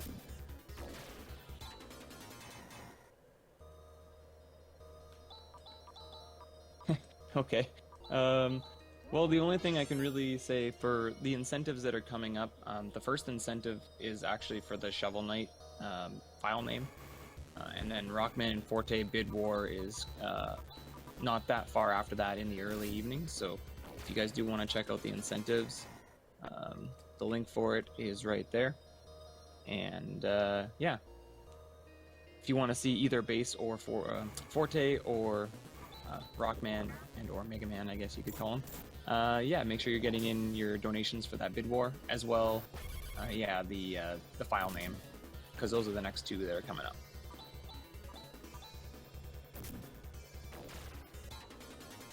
Okay. So the first step of the grinding is over. Normally, you'd just be done. Chaz hit level 21. Yeah, 21. And you'd be moving on. But we're actually going to come back, get maybe one other level, and then we're actually going to leave and then head to another dungeon to fight and get gear in there. And the reason why I want to kind of come back again, just because that dungeon's actually kind of dangerous.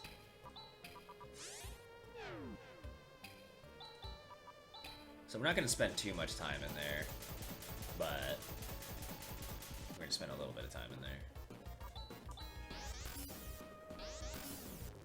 One other thing I could do, because we actually are going to get another party member relatively soon, is I could wait to get her and then go, but it's something I've kind of wrestled with for a little while.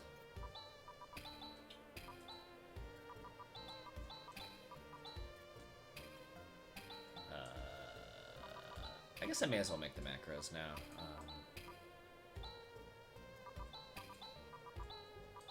Oops.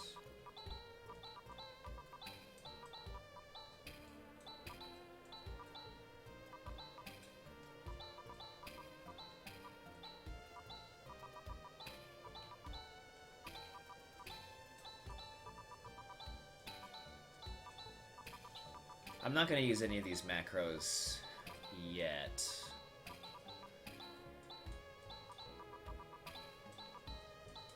But I'm in the menu, I may as well do it now. I kind of lost my train of thought, but oh yeah, I was talking about the other party member. So if I wait and get the other party member, I can...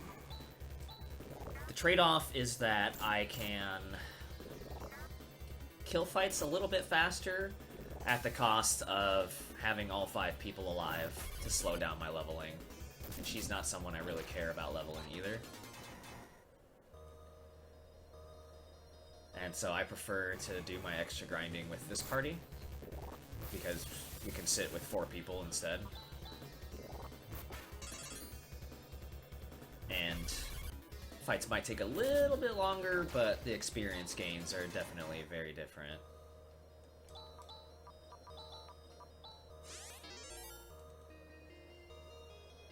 But once again, yeah, like this is easily the part where in a marathon things slow down quite a bit, just because I have to be able to take things a bit safer than I otherwise normally would.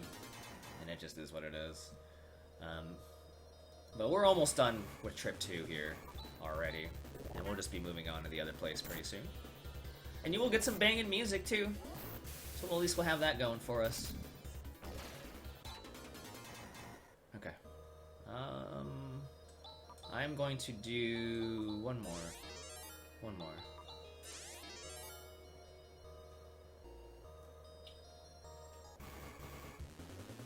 Perfect.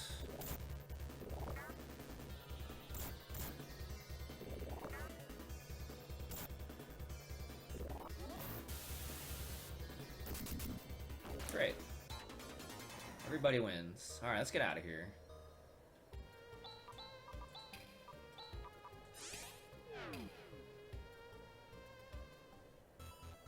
What are we at? 10 minutes? Alright. We got this. We got this. So, pretty much what I'm going to do now is head to some places that we wouldn't go to until a little bit further in the storyline.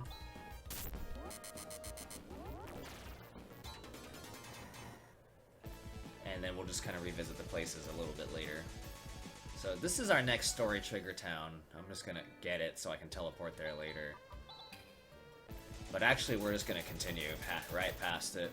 Since we already have knowledge of what's going on this planet, I can get away with this kind of stuff. I mean, this is still a Sega Genesis game from like very early 90s, if I recall correctly. And so it's still very much a tile-based game. Up, down, left, right. That's all there is to it.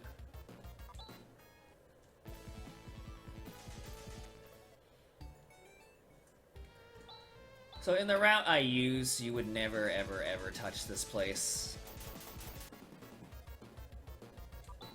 But again,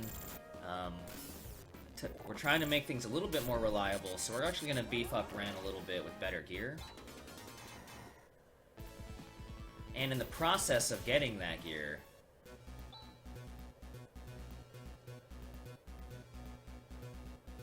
obviously we're going to be fighting things and gaining levels and stuff. So.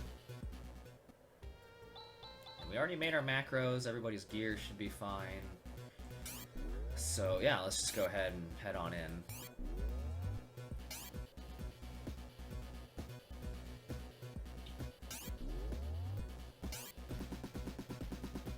I'm not too worried about encounter density, really, either. That's pretty much perfect as well.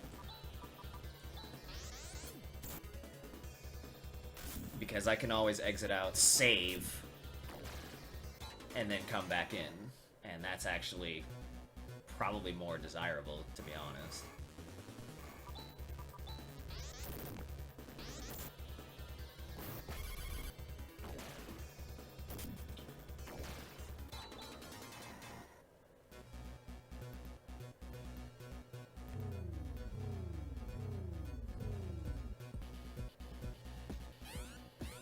We're not going to do the whole dungeon, but we're going to head straight to the part where Ren's gear is and fight everything along the way. There's ultimately only one really dangerous encounter. Obviously you can get trolled, but by anything. There's really only one that's like really bad. Mostly everything else should be fine. Okay.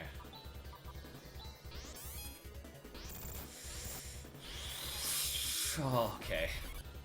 So, like, that's not even a dangerous fight, to be honest. It's just, like... the ambush. It's the ambush that got me.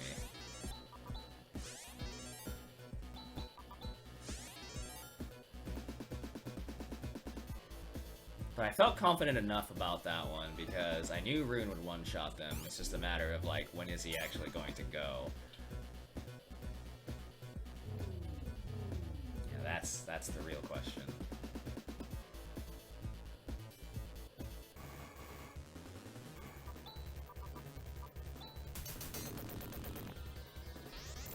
Really? I had Ren defend, you say. Interesting.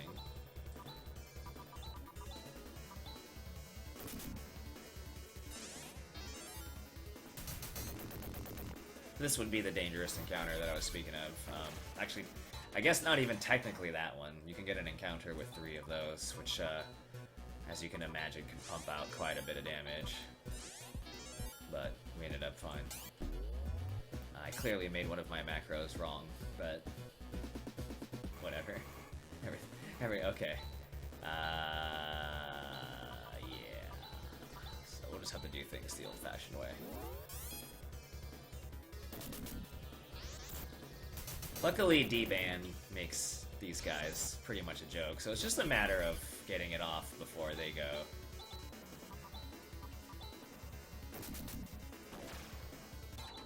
Otherwise, yeah, I mean, it ends up being a really easy fight.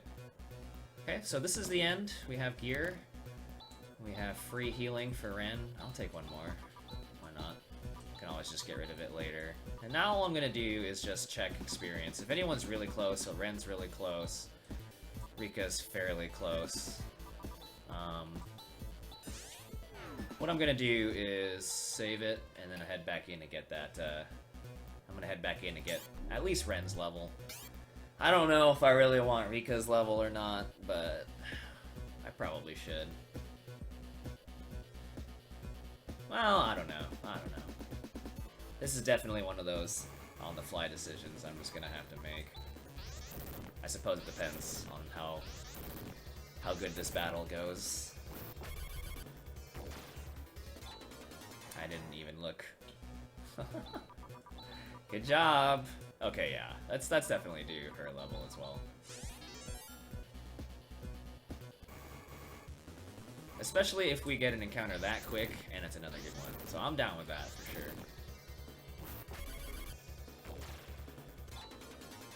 Cool. I'll take it. Alright, let's get out of here. I don't want to sit here forever. Because the fighting isn't necessarily over yet, anyway.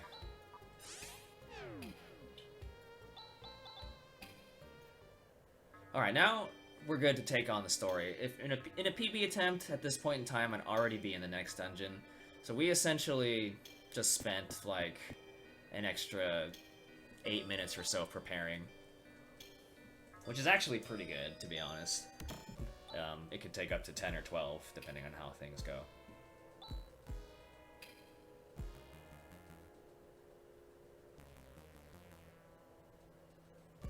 And yo, thanks for the bits. Every little bit helps Prissy and Capsio.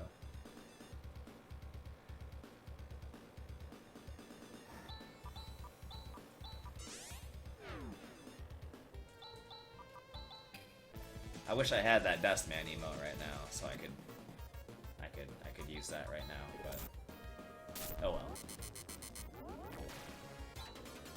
Oh well. So we're ready to progress the game. This is what I call the game's Thamasa. Anyone familiar with FF6 speedruns will recognize Thamasa, where it's just like lots and lots of long cutscenes and really small portions of gameplay. And that's exactly where we are right now. So the first thing that happens is you go to Mies, where this strange illness has hit, and it also hits Raja, so he leaves the party. It's, again, another part of why I stole all of his gear. And then,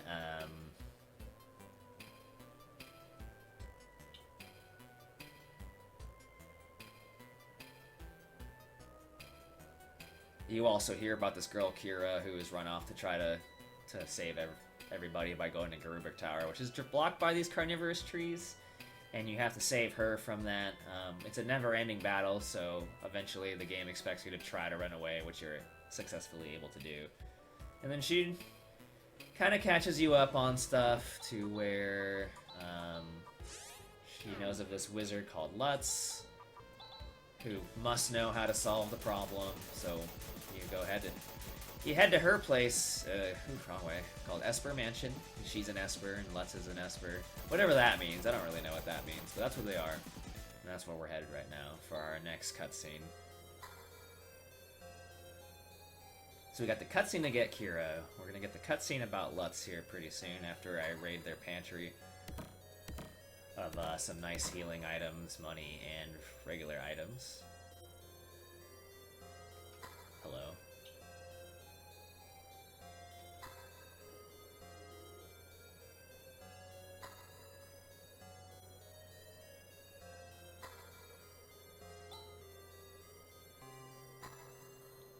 And you get this little clue about what's gonna go on, because they don't let Kira in, but once Rune's like, hey, let her in, they're like, oh, aight. So yeah, here we go. And we get a pretty nice cutscene, for at least fans of the game. Because anybody who's been playing the series recognizes that Lutz was a party member in the first game and was a pretty important NPC in the second game, so his name comes up again. And these games are all 1,000 years apart, so it's kind of like, how is the same guy around across multiple thousands of years? So they actually kind of, I don't know if retconning is the right word, but kind of like explain in the fourth game now. It's like, okay, this is how it works. Like, the dude is just a dude. Like, obviously he's gonna die, but he transfers his consciousness into a telepathy ball every time he's about to die, and then someone new kind of takes that consciousness into their own body. So that's what Rune is right now. He's the current Lutz. And he's all of a sudden down with Chaz, and he's like, you are the hero, Chaz Ashley. Even though Chaz hasn't accomplished, like, nothing, dude. Like, he sucks. He's the hero, though, apparently. And so you learn all that, and you also get told, if you want to clear the trees, you need the Eclipse Torch, so we have to go get it. After some fine menuing, of course. Okay, we don't want any of those things. We want the reflect robe. You want the claw on, but no armor. Yeah, no armor. And then we want to put your shield on. Yeah. And then we want to make some macros, such as this. Wait. No. I'm doing it all wrong. We're making Blizzard. There we go.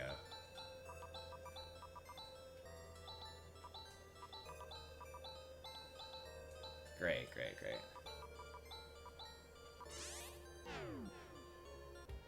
I just teleported to the wrong town. Alright. Before we move the story on, though, again, we just need some more preparation. So we're gonna buy a top-tier single-target healing item, 5 of them. 1, 2, 3, 4, 5. Okay. And then we're gonna, once again, sell almost everything that we have, so I can buy new armor and 1 new weapon that I'm only gonna use on a single boss and on nothing else. So let's save it in case I do something dumb. And then let's go ahead and sell.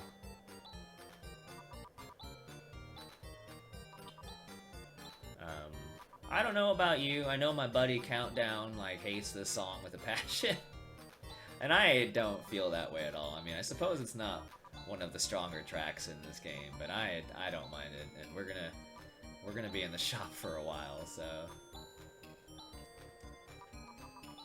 yeah.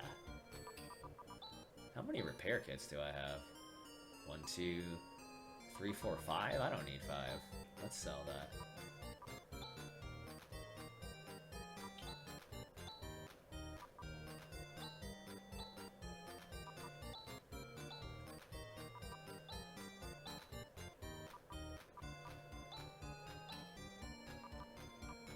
Okay, so we want 2 reflect mails.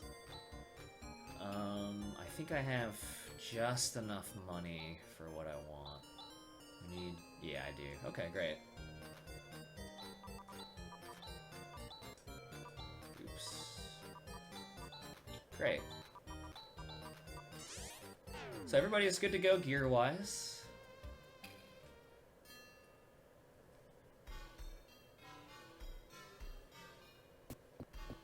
And we're again ready to advance the story some more. So this is the place with the Eclipse Torch, which should help me get to Garubik Tower, so we definitely want to stop off. Not enough TP.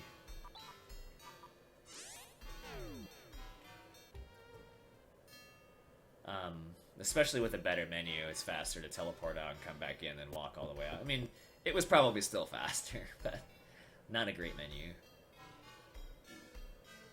I guess I'll never know, since I don't have enough splits. I'm sure Fast.cc would be ashamed. So the main thing here, of course, is not everything can go to plan, obviously. So these dudes are gonna steal the Eclipse Torch, and they will make reference to, basically the second most major enemy in Phantasy Star 1, who apparently is still alive. And is seeking revenge, and to basically force you to come visit them, they have stolen the item we need to progress through the game. So instead of going to Garubik Tower, we now have to go to the Air Castle, where our boy Lashik lives. He's the leader of those 3 triplets. And so now we will be heading to easily the roughest place in the game, especially as a speedrun. I did not need to go there yet.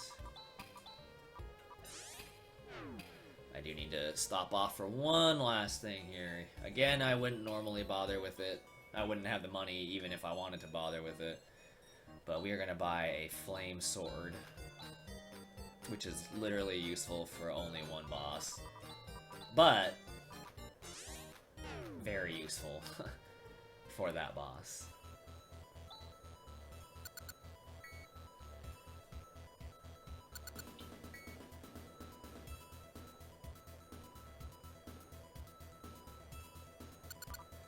Okay, I am going to back out because I want to save it.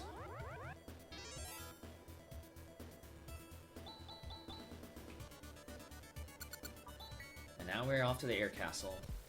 A frustrating place both casually and for the speedrun. So casually it's rough. The encounters, well, okay, let me take a step back. So this dungeon is huge. Huge, and probably very easy to get lost in. So that sucks already on its own. And then from there, because it's huge and you're going to be in here forever and get lost, you're going to experience a lot of encounters. A lot of them. Nice ambush, by the way. And they're not the greatest encounters for experience and money.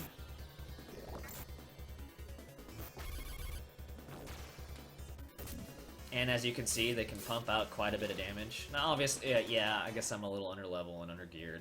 Like, not by a ton though, by a little bit. And so this place can be very frustrating and very taxing, casually. And then there are two bosses here, both of which are hard.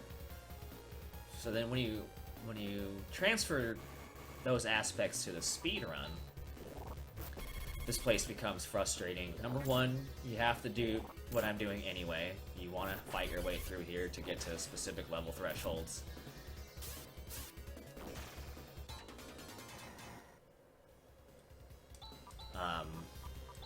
So that affects a number of things, right? Like, so far I'm not getting very good encounters. Who knows how many encounters I'm going to get, who knows how easy they will be to fight or to run away from, so that can be frustrating. And I certainly know where to go, so that's not a problem. But because my levels are not overly fantastic, the two bosses here are super dangerous, and it's just way too easy to die. The levels I have ideally help with that. No more corrosion. Okay. Alright. See, like, you go through all that, I just took 1 billion damage, right? And I got only 1,000 XP for it, which I can get almost twice of in the other places. But anyway, yeah. And one of the things about this game is it is notorious for its difficulty. Not necessarily this game per se, although it can be difficult for sure. But Phantasy Star as a whole, and I mean, I guess like older RPGs in general are like not easy. And this game does not do dungeon save points at all. The only time you can save is outside of a dungeon. And so it's kind of like, okay, I mean, you know, if there was a save point 5 rooms before the boss and then the boss killed you, it's like, okay, oh well, you know. But unfortunately, it doesn't work like that in this game. So if I happen to die, I have to redo the whole entire dungeon. I lose everything. Which is why, ultimately, my estimate is very, very, very, very generous, because it's gonna sound silly. Like, if I die 4 times, I'll hit my estimate. And it's like, well, okay, that's 4 times, and it's like, yes, but it's actually not that hard to die 4 times. So, and those deaths start now. I can definitely die on the triplets boss that's coming up. I can definitely die on the boss after that. I can definitely die on the boss after that. And I can definitely die on the last boss. So it's like, okay. It makes this certainly interesting for a marathon run.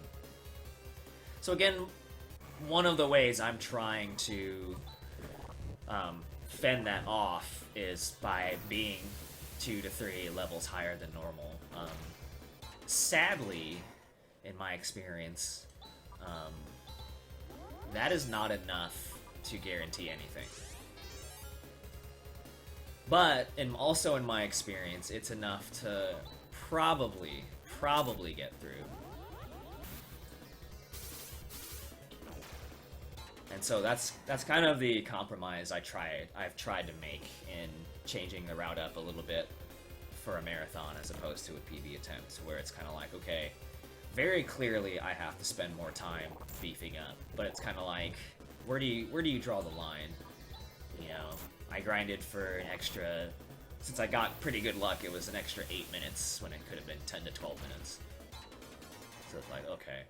Which is, to me, really substantial. Like, that's not a small amount of time to me. And so it's like, okay, if I'm really worried about safety, like, why don't I gain, like, 6 extra levels? It's like, okay, but... One, I don't even know if that guarantees anything anyway. It probably would. But, it's just kind of like, how long is that going to take? And is it really worth it to spend an extra half hour grinding? I mean, I don't know that it would actually be that long. Certainly, with that kind of number, certainly at least 20 instead of 10. And to me, it's just kind of like, I don't think it's worth it.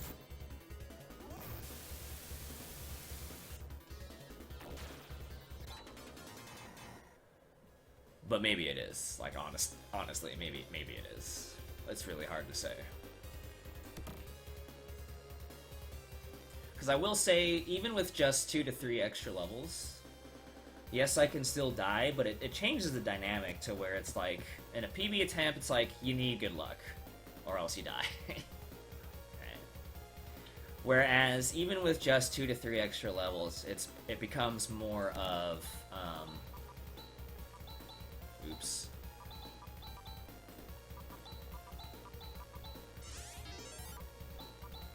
It becomes more of like, you just can't have the worst luck. Which, of course, happens to me regularly, but doesn't mean it has to happen this time. So, we'll see. We'll see.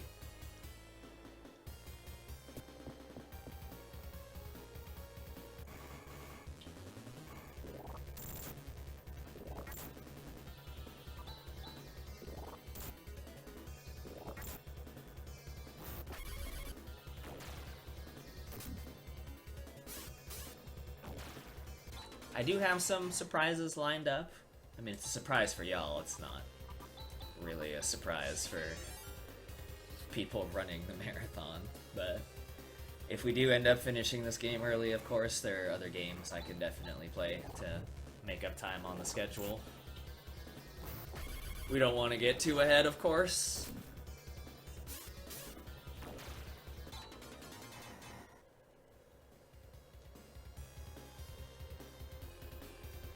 Alright, so through that whole portion of the air castle, I can pretty much do whatever I want, and it's fine. Because I can come here and get a full heal.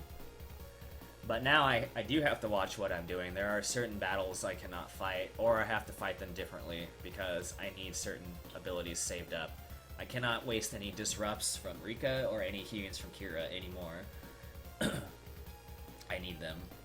And so the only macro I really have available to me then is just the Gra attack macro, which is not the best for this place. This fight I'm just not gonna take at all. Or will I? I think I will. You know why? There's something I want to use. This is an item I literally never have, because I need the money. Especially in a PB attempt.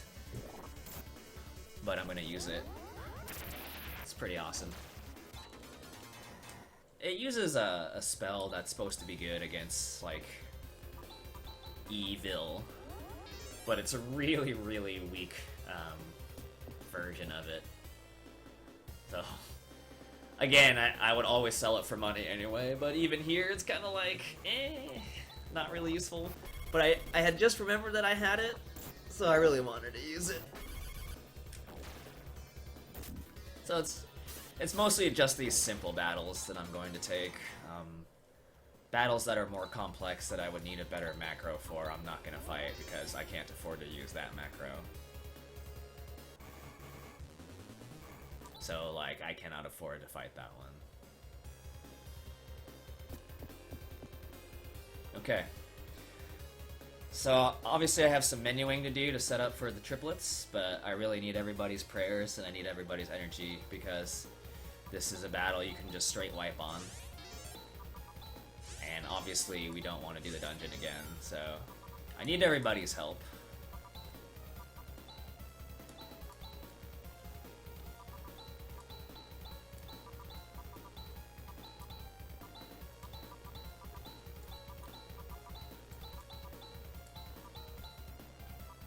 What? Oh, I'm stupid. Okay.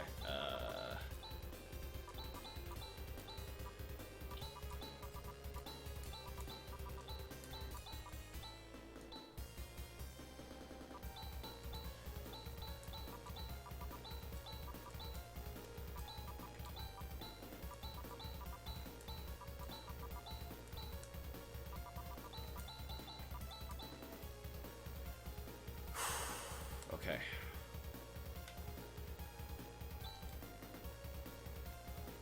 There are two things we want to have happen here. Number one, that Ren goes first and gets the barrier off, and number two, that I get one of my AoE attacks off as early as possible.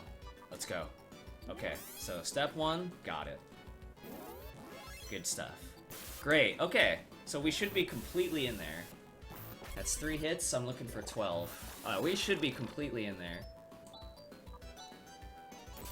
4, 5, 6, 7, 8. Alright,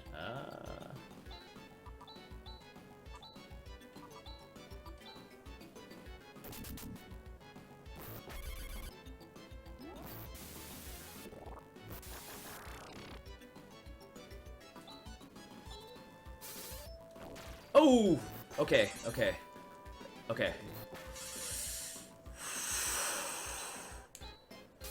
Wow, we still almost died. Oh my god, we still almost died. Whew. Yeah, oh my god. I almost had a heart attack.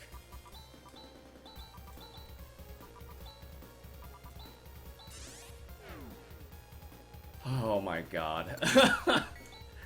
Okay, so let me tell you about the fight. Ultimately, it wasn't supposed to be nearly that dangerous after the first turn. Like, I truly meant it when I said we were in there. So, they are almost all magical.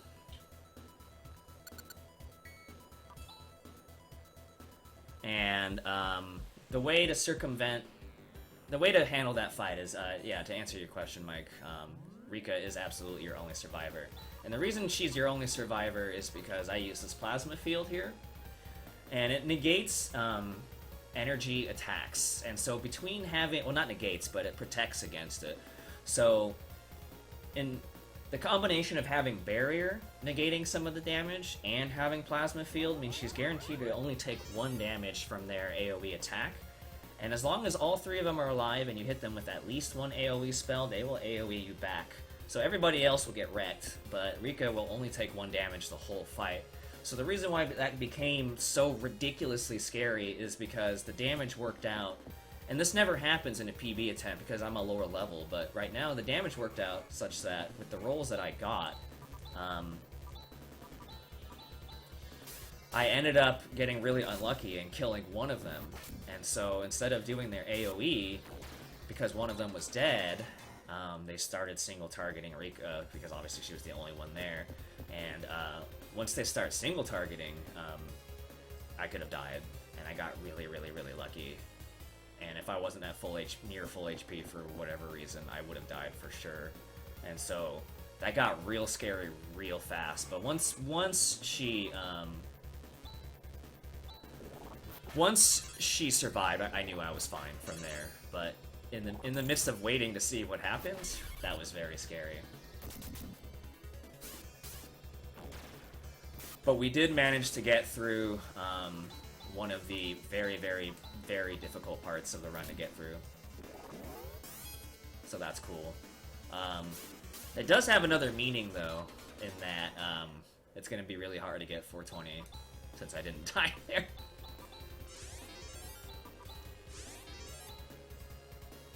Doesn't mean it can't happen, but that's definitely one of the places you expect to die and lose time. But yes, Rika is definitely supposed to be the only survivor.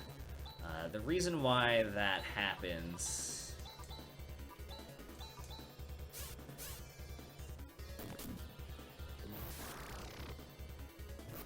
one, again, she's the only party member you can protect anyway. You could really only protect one party member.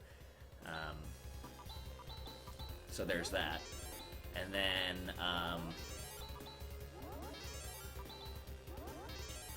in the routing, Rika is the only one who needs to jump up in levels there. You basically need her to hit level 28 from that fight, so she gets the Gisar ability, which is what's going to help you get through the Lashik fight.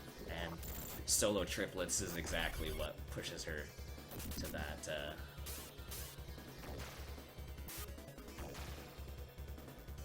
Yeah. I mean, to be fair, the estimate's not that for the meme. The estimate's that because it's too easy to die in this game. And like I said, just a few deaths. Just 3 deaths really already is a 4-hour run, you know? So, estimates are hard, man.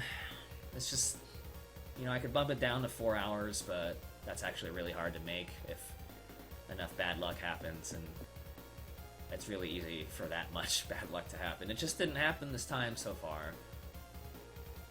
Like, I mean, you should have been able to tell, thank you, as in, everybody in the chat.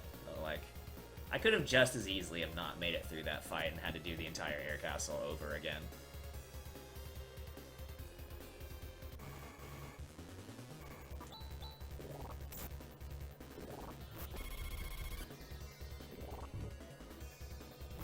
Yeah. Exactly.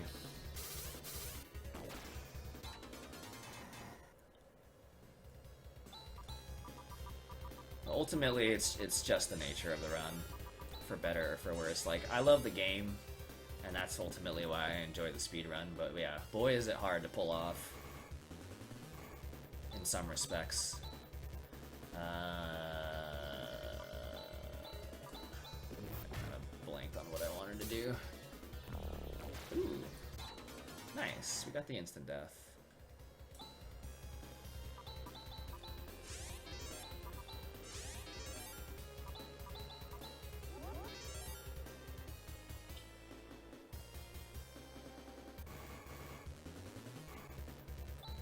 We've, pretty much had...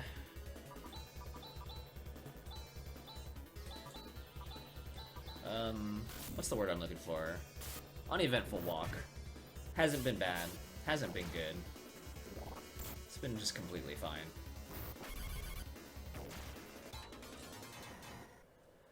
My levels are totally fine, but again, it's just kind of like, if I Do you have time for a couple of donations?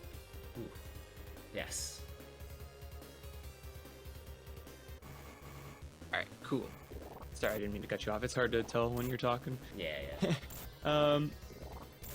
So yeah, we got a couple donations in here. One by Enya for $30. Thank you very much to contribute to getting teeth mashing to HDQ. So yeah, you guys are gonna want to check that out. Prissy is a renowned teeth masher, and apparently nobody has seen what that is. So we're really excited to see it in person if we can get him there. As well, Gratitude also donated $35. So thanks both of you guys for those donations.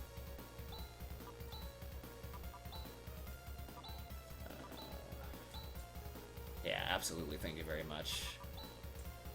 I really hope that Prissy and Cassio can make it so I can meet those guys. Alright, so we got the setup going, some basic equipment changes, and then we're going to set up the macro. So the first macro we're going to set up is an AoE heal macro. Unfortunately, regular heals do not work on robots, so Ren has to also lose a turn. And then just our best abilities at that point in time. We, of course, want our buffing macro. There's only so much we can do. And, yeah, let's see. We want a smaller healing macro as well. Okay.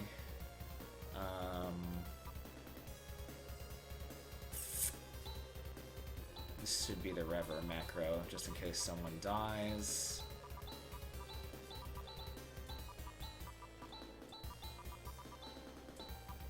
This macro is a setup for later, for enemies that are a little bit more susceptible to instant kill.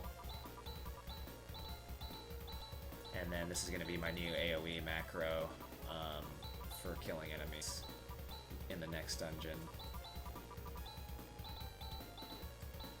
Yes. Okay. Alright, so I need double prayer again. So first thing that needs to happen is this guy needs to not use corruption on me or else I'm dead. Okay, so we got through that. And then, much like the triplets fight, I really need to hope to get barrier up before Lashik does anything. Basically, the ideal is barrier first, and then another gate from the boss, which is his magic attack. He also has a physical, which I want to try to... Okay, anyway. Okay, good. Got the barrier. Okay. The only thing I really need to have happen is for him... Okay, that's... Okay. That's pretty bad. We can make it work, and we're going to try to make that work for sure. I do need to put a D-ban on, so I cannot up his agility. I'll have to do it next turn. But enjoy the music, and this fight is basically a damage race. Okay, that's fine. That's fine. So what we will do is recover, Stardew, Saner again, Nafoy, Crosscut. Okay, so this should be fine. And so we bought the Fire Sword specifically for this fight. Lashik is weak to fire. So you can see Rune already doing 1 billion damage. Uh-oh. Okay, that's... Wow, okay. This is really unlucky.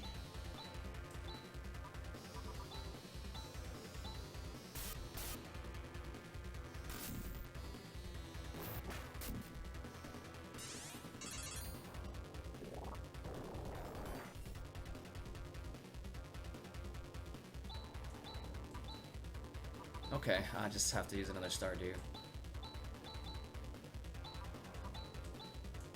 Yeah, but usually, I have never actually seen him use Possession twice in a fight, ever. Not ever. Usually he spams AoE attacks on you, which is why you set up AoE macros to deal with it, like that. But he keeps putting me to sleep, which is bad because not only do I lose the person's turn, but one of the bad things that happens with sleep is your agility falls back. You basically lose the agility buff, and you have to do it again, and so it's hard to come back from that, because you also need to heal. But thankfully, like, despite the bad luck we've gotten, we're also getting good luck. So, it's fine. We're definitely in there. Or maybe I shouldn't say that, but we're definitely doing fine for now.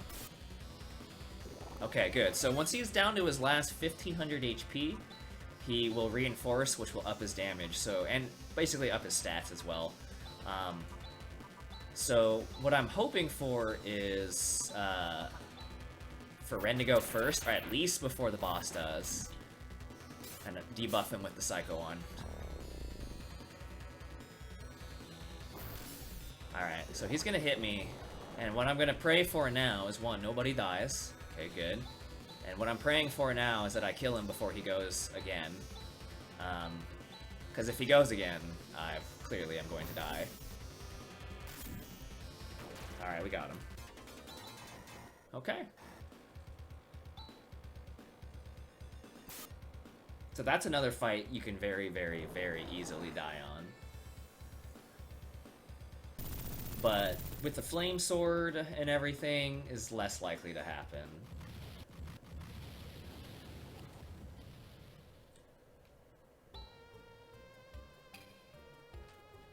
So now we're really, really on pace to just utterly destroy my estimate, which is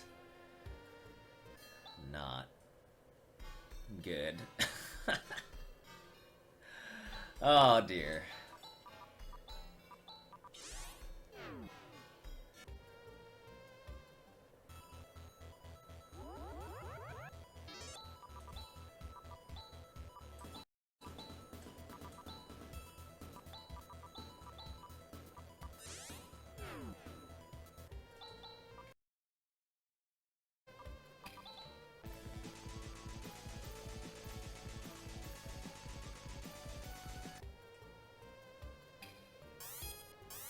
Okay, so now that we have the Eclipse Torch, we're ready to finally tackle group. We're finally ready to tackle Gruberg Tower and settle things once and for all. And now we are in another place where the encounters are very, very brutal. Now again, I'm a little bit higher level than I normally would be. But that doesn't stop this place from being dangerous.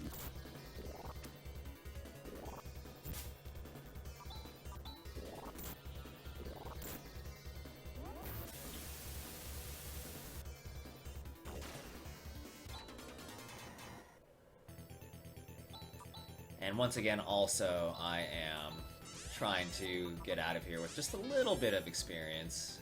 Actually, I should probably heal everybody.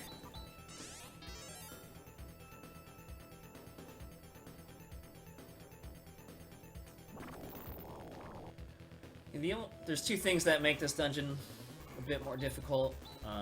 The encounters are very rough. You can see I am taking lots and lots and lots of damage. Okay.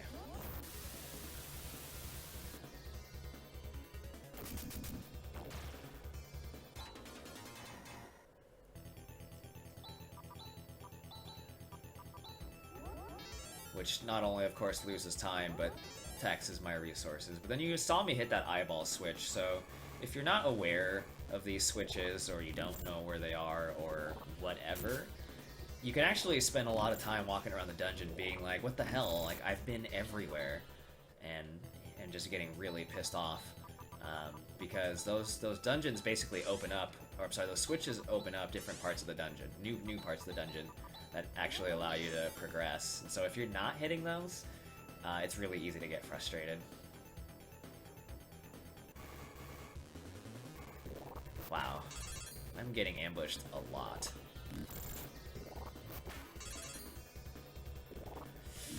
Alright, let's risk it.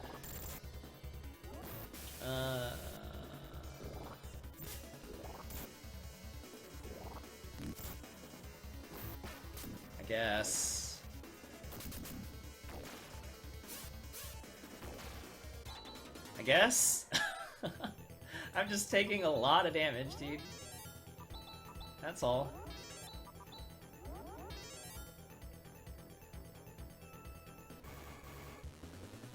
Oh my god.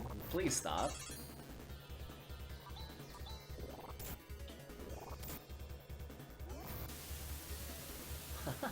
Yeah. Not a bad game in sight, dude. It's actually possible.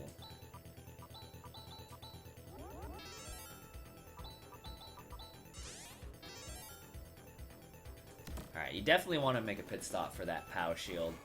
The shield itself, defensively, is like, alright, whatever. It's like nothing special, but the POW shield is usable as an item, which basically gives you the shift ability, which increases attack power, physical attack power, which is amazing for the dudes and dudettes that do physical damage, such as Chaz or Rika, if Rika is not stuck healing all the time. I mean, you know, this game's crazy. It just is what it is. Like, I don't mind the game being crazy. There's like little small things that like would help. So like, I don't care about saving anywhere, man. Like, I don't want to do that. But like, I don't care about that, I guess is a better way to describe what I'm thinking. But like, even if you had a save point, halfway through,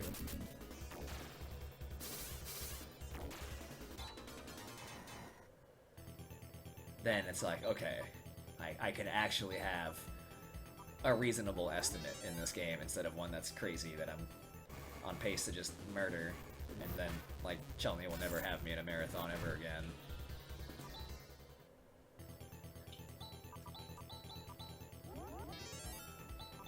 I'm definitely getting blacklisted today.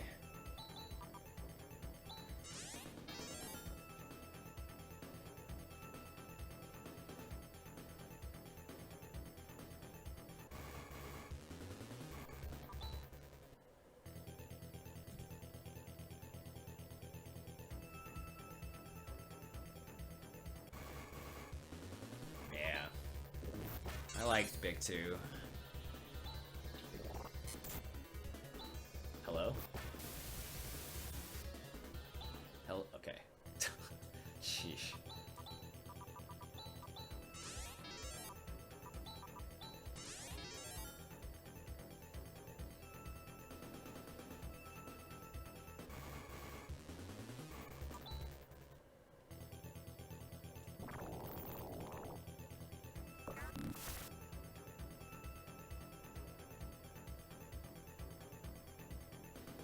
Yeah, Saga, you can save everywhere. But depending on the speed run you're doing, I mean, it doesn't help you. So.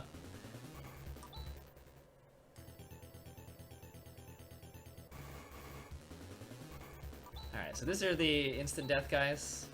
Of course, Rika missed. Luckily, Rune's there to back her up, but he only has one more charge of that, and in normal levels, that would be his only charge. So, he'd still be stuck depending on her for sure. These fights are a little unfortunate. Anything with the King Saber, the thing in the middle, is an instant run. So it's really sad to get ambushed by them.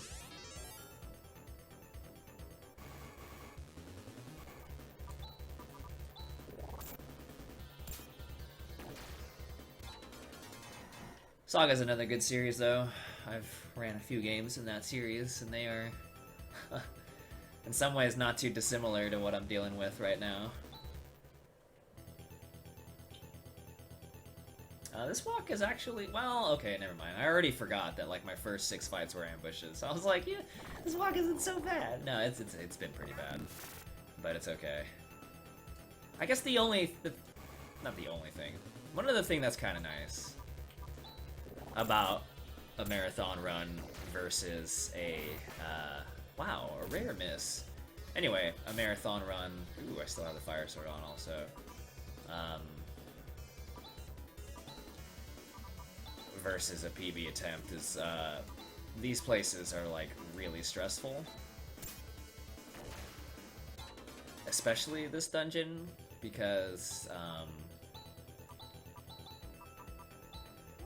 encounter rate and encounter luck in this dungeon is everything. That is almost your entire time save or time loss. Like obviously you can get epic trolled in the boss or something like that, but most of the time swing is encounter luck here. And so it would be really frustrating to get as ambushed as much as I did, and if I were getting a bunch of encounters in general, it would be really frustrating. Whereas right now, like, I'm much more relaxed just because it's like, well, I don't care. I don't care what happens as long as I don't die. It's kind of just like a come what may thing, which is, you know, not necessarily what I'd want all the time, but it's just different, I guess, is all I mean. And we're already in the last room, so it felt like we trudged along nicely. Okay, that's bad. I might need to run from this. Yeah. Yeah. Get me out of here. I'm not really equipped to handle it.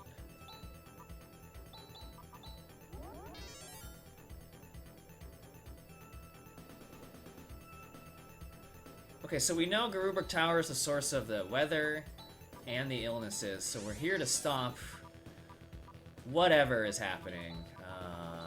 Put your Laconia sword back on.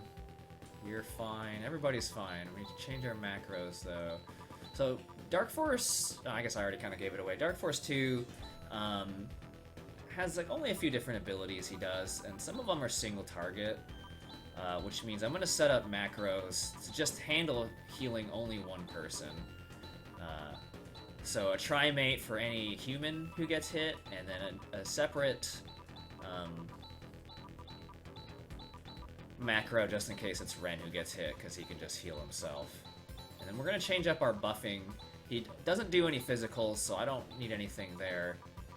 And of course I want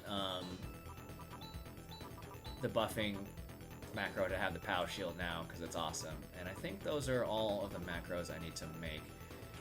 So yeah, so what we see here is like, okay, here's the evil entity. It's like, it's another Dark Force, which is weird. But still, you're just kind of like, okay, well, clearly if we take care of this guy or this thing, then everything should be fine. So again, what I really need to make sure happens is not that. Alright, so that's actually really disgustingly bad.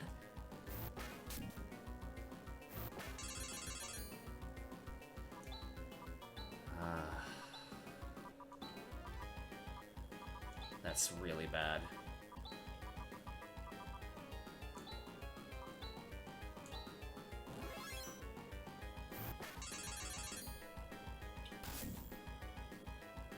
Not like I'm gonna die bad, but it's still really bad.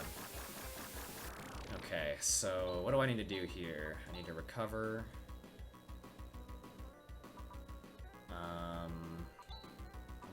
I guess I'll just play it safe.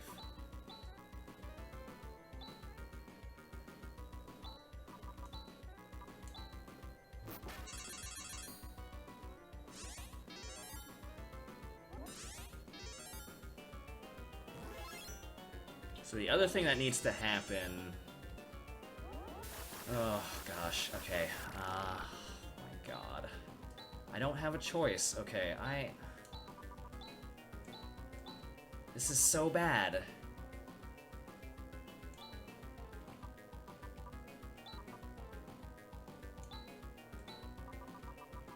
It's bad. I'm losing resources, and I haven't done any damage. I haven't done any.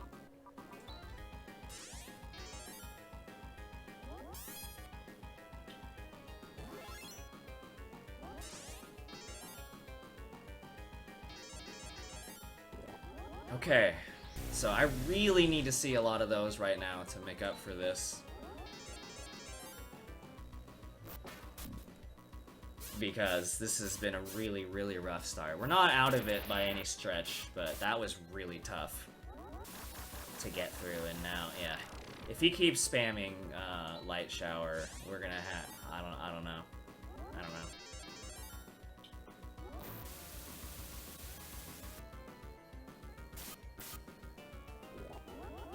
Yeah, we need a lot more of those.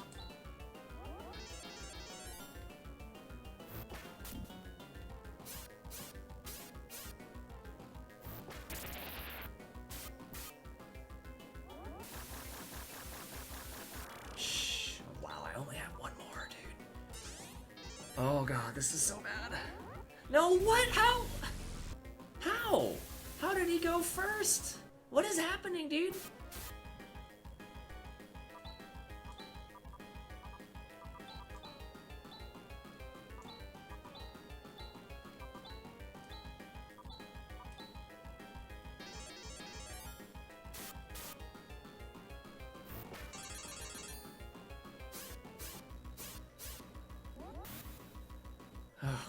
Okay, okay, okay. At least he gave me a free turn, basically, there. This is awful, though. We're not out of it yet, but it's, of course, still in there, because we're still alive, but whew, this has been a rough fight, for sure.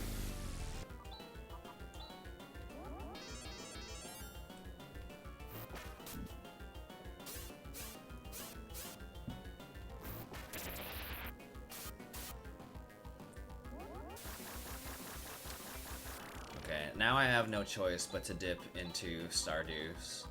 I'm out of healing, which is fine. Hopefully I don't have to use any more than that.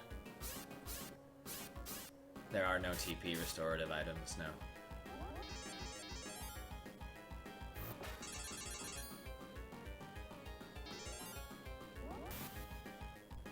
Okay, wow, so now he's being a little nice. What a guy, dude. I can't even handle this fight. He should be close to dead.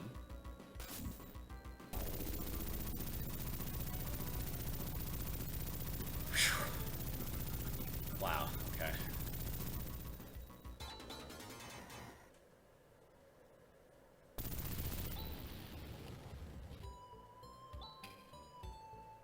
Alright, we got him.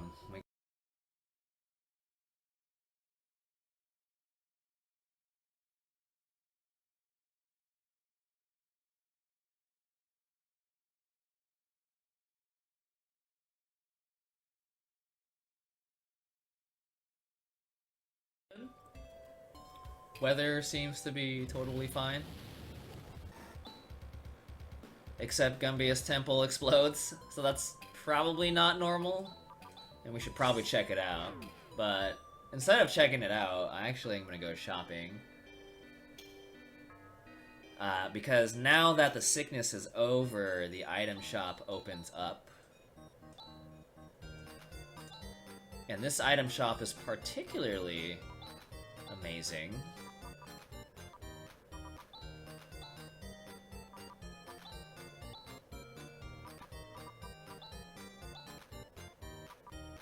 This item shop is particularly amazing because it sells all the top tier healing items, which I'm gonna buy.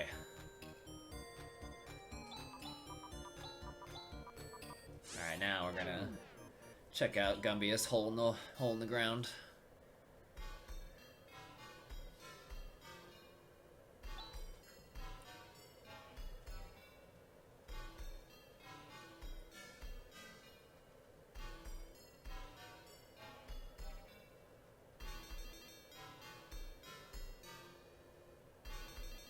And for whatever reason, this fool seems to know everything, so he tells you about Rykros. All he knows is that Rykros is the key to stopping all the evil stuff, basically. And, he doesn't know what it is, but he knows where it is.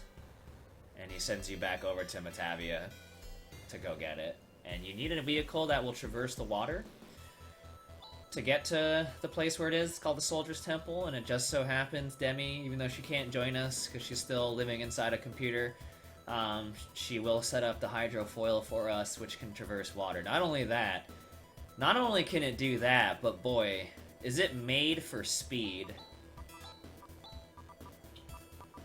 But of course, instead of going to where we need to go, it's time to take on another side quest. So the first thing we have to do is actually accept the money from the last side quest, and then we can take on another one.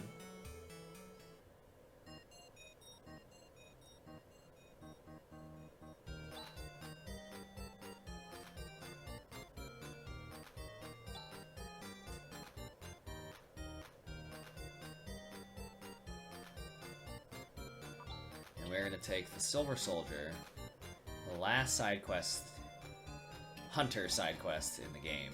So you can imagine as the last side quest for this, you know, type of side quest or whatever,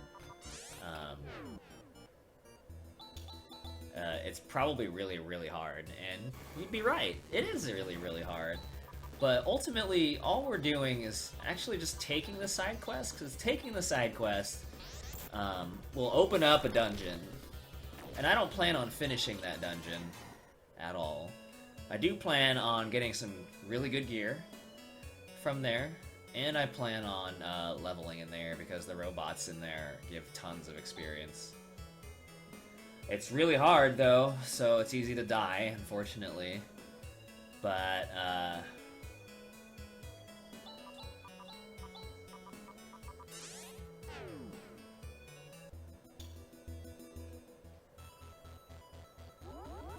But yeah, obviously a very worthwhile endeavor. Let's see, Monson. So yeah, check out this speed. Are you ready for the speed? I hope you're ready for the speed. Oh my god, dude, the speed! And we got lucky, we didn't get any encounters either.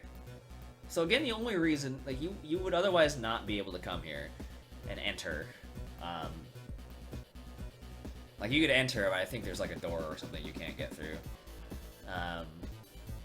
And we want to be able to get in and get the gear. So that's why we take the side quest, but we will not be finishing it because the boss of this place is actually really hard. Alright, so let's get some equipment going, and then let's get some macros going. So we want our AoE macro, Gigra, attack, air slash, and disrupt. And then we want single targets, so flare, double slash, and crosscut. And then we want our tricky macro to try to instant kill with the spark, and then we'll go back to our single targets as well. And we'll go ahead and save it up. Yeah, you can get encounters in vehicles, all vehicles. Okay. Boom. I saying enter?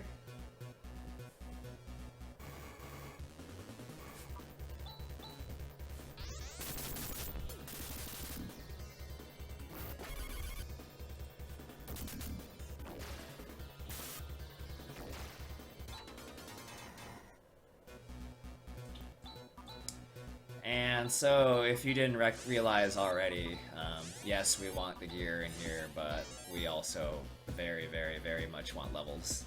And I will be here for quite a while.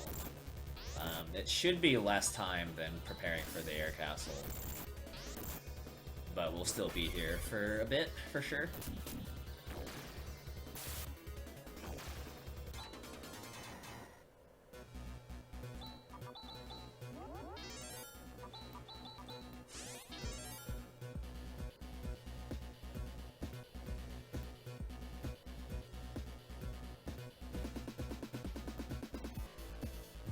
This is definitely an amazing grinding spot because, man, you get a lot of XP.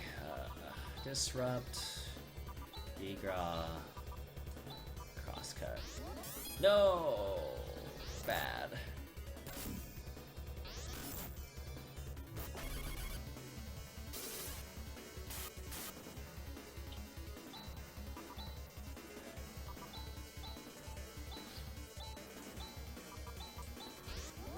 Nope.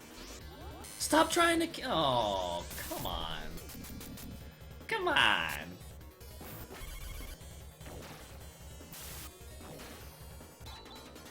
Come on. Come on. Come on. You didn't need to do that. That was unnecessary. Poor Ren, dude. He got owned. They can use the same instant death spell on me for robots as I can use on them. And boy did I take it right there.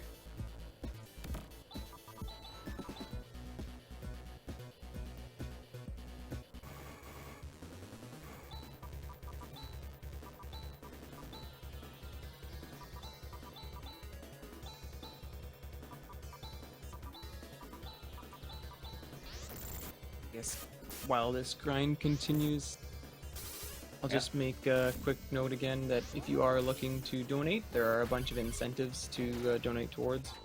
Coming up, earliest will be the Shovel Knight incentive and the Rockman and Forte bid war going on. So if you guys are looking to donate to help Prissy and Cassio get to AGDQ, definitely look at those incentives and take a look what you want to put your money towards. Now these are a hot encounter for sure. They don't attack you. Easy to kill, pretty good experience. It's not the most lucrative fight you can get in this place, but like, it's also, there's no danger, so it's really cool to get those. Whereas, like, if anybody had gotten hit twice, there, like, would have been death for sure. I mean, overall the grind's been going okay. I mean, I guess technically we haven't even started grinding yet. It'll be official once I get this last chest. Okay. Okay. Oh no, it's fine. It is what it is.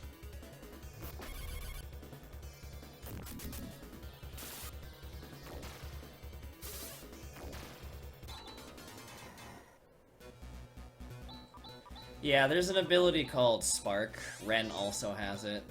It's robot only. It has a chance to insta-kill. And then the pink robots also happen to have it. So, if they want, they can spam it, and you're probably not gonna make it. Alright, how much XP we need? 16k? Alright, okay, so we are gonna go until Ren gains his level. I definitely wanted level 30 on Chaz before I leave, and he needs 16k. Ren's only 4k behind, which is a maximum of 2 fights extra, and he wouldn't need it if he didn't die, so I want that level. So I couldn't tell you how long it's going to take to get 16k. I might even have to leave and come back, but there's almost 4k right there, so if we keep getting really, really good fights, it shouldn't take very long. I mean, it's Phantasy Star, they don't care.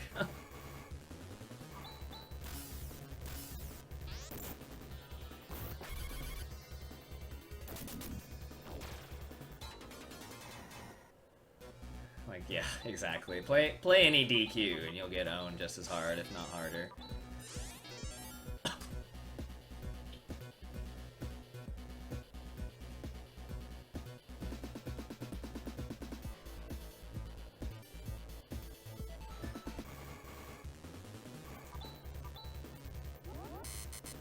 See, sometimes it can be used for good.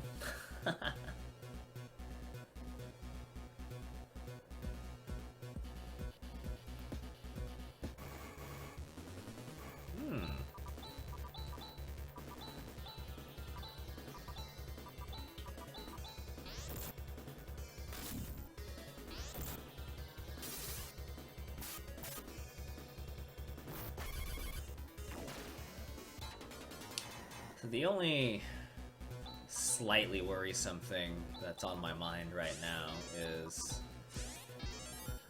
will I get the levels I want before I run out of resources? That could be a legitimate problem.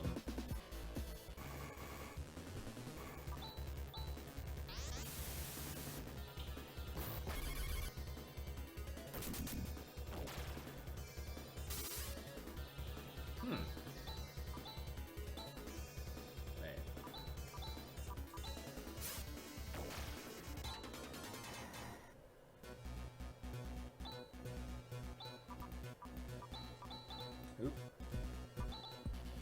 3,600. Okay. All right. Let's do this. Oh god, why does it have to be that fight, dude?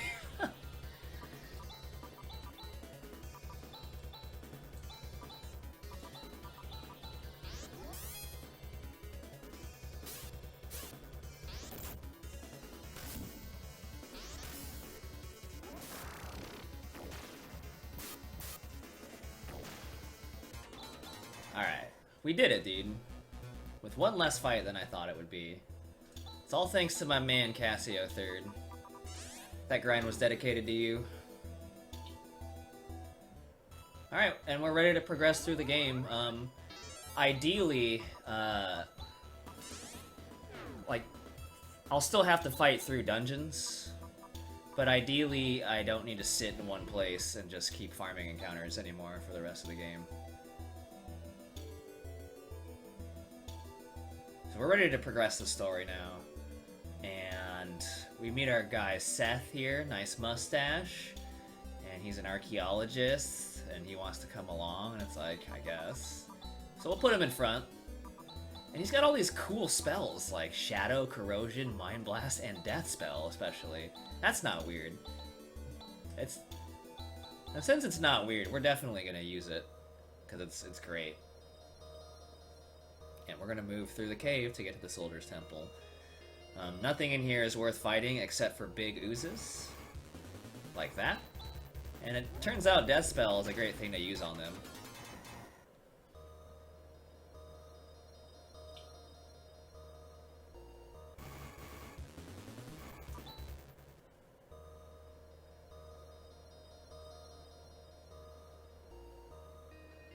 I mean, I don't think he is. He has spells that only the really, really major bosses have, but I mean, whatever. Just because he has a mustache doesn't mean anybody should be hating on him, you know? You know what I'm saying?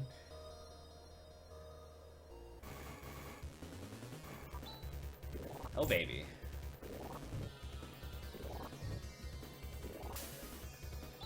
Oh, baby.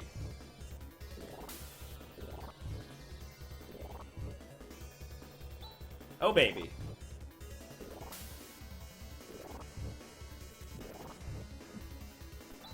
Alright. Cool.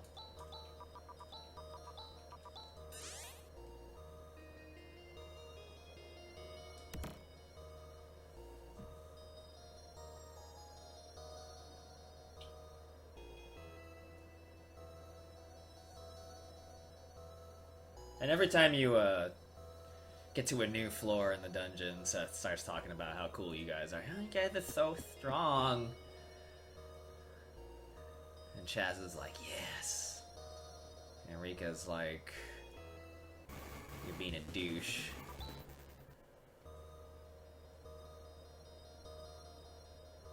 I might have changed the dialogue a little bit there. Alright, we're done. And we can actually save here, so that's actually really cool. I don't know what's gonna happen, but for some reason I feel like I just wanna steal all of Seth's gear.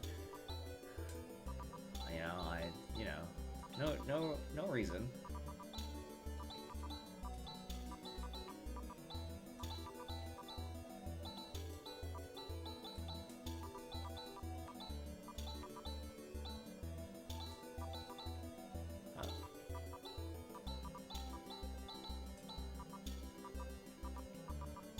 Nope.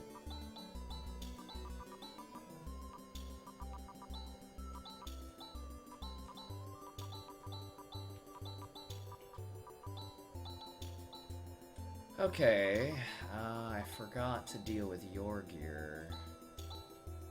And then we best start healing. Yes. And save.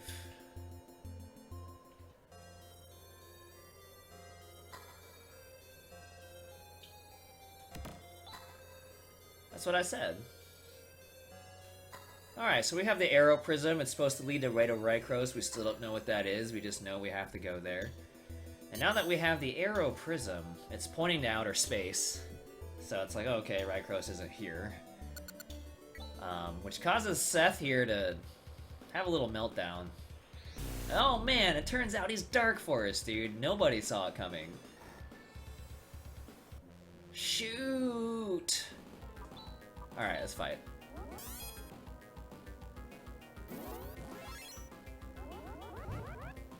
Alright. I'll take it.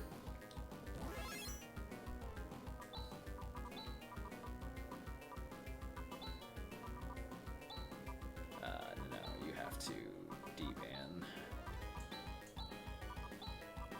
Alright, let's see if we can get a Grand Cross in here. No, he still has his mustache. Yo, Grand Cross. Sick. Okay, and then Trimate. You get your POW on.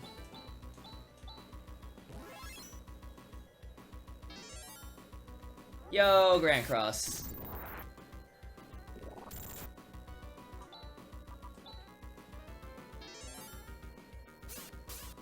It's time to mess this guy up.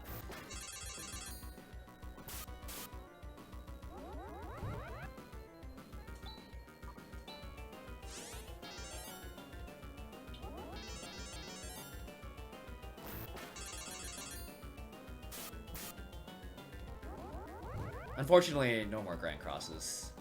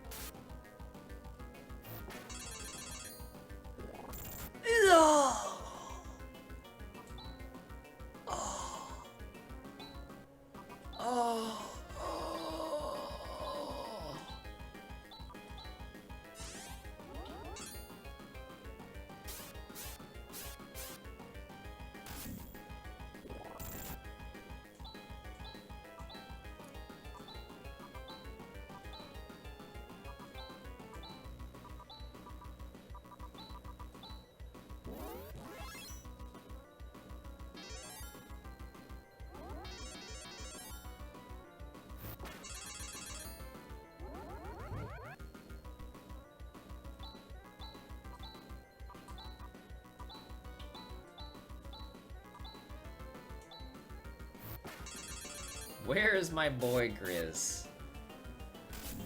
In hell, where he belongs. What's up, Prissy?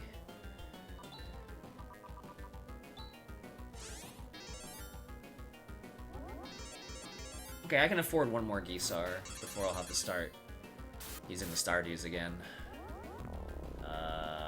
Okay. That's fine.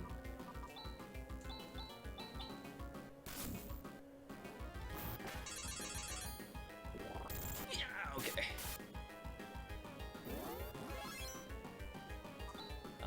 The run has actually been really good, which means you and I are gonna have to do our backups. Unfortunately. No.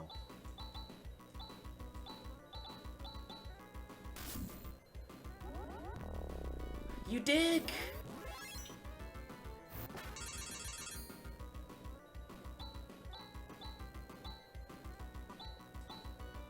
I know, dude, this run has been too good. I don't understand, dude.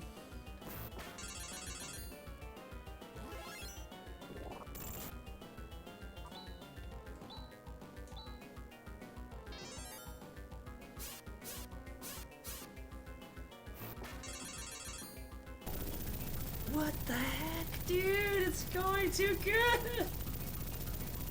Oh no! Oh no!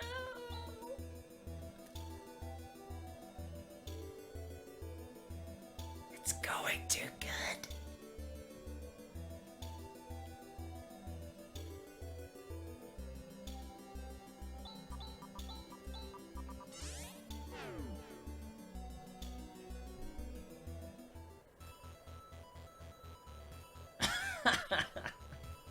Oh god, please no, dude.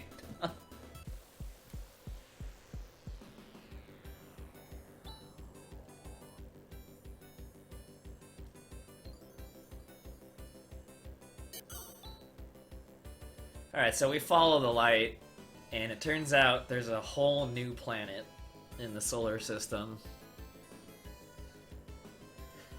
And so we head there now. So it turns out Rykros is a whole other planet. Everybody thought it was just a 3-planet solar system. And it's actually 4.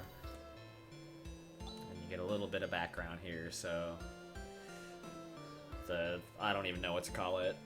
Like, Rykros is like its own entity, I guess. And so he gives you a little bit of background about how the planets actually form a barrier to keep this evil thing away, but with Parma destroyed in Phantasy Star 2, the barrier is weaker, and that's why much more evil things are happening and why there are multiple dark forces and all that stuff. And so, you know, he's down to help you out, he or she, it. But of course, typical RPG, you have to prove your worth first. And so we need to traverse through 2 different towers, the Strength Tower and the Courage Tower, and beat their bosses so that we could prove ourselves as heroes and fight the ultimate evil. Blah blah blah. We have a new sword to put on. Yo, please. And then let's make another monster killing macro. Gigra, attack, disrupt, and air slash. And then let's get out of here. And then, let's go for speed, dude! Oh, shit. Oh. I can't drive, dude. It's too fast. Pardon my language. But there was just so much speed, I couldn't handle it.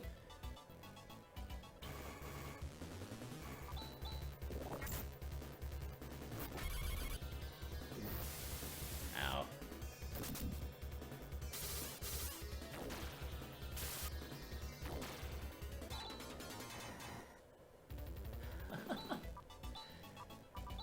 Oh gosh.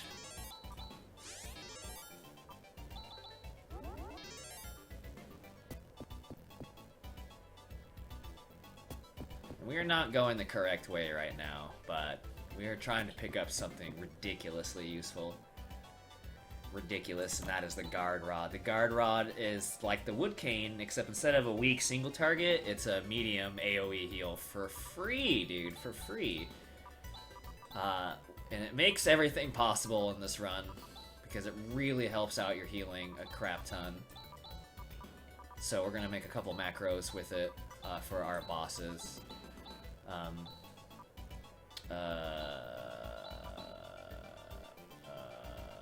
What am I doing? Gisar, recover, Guard Rod. Now what? Alright.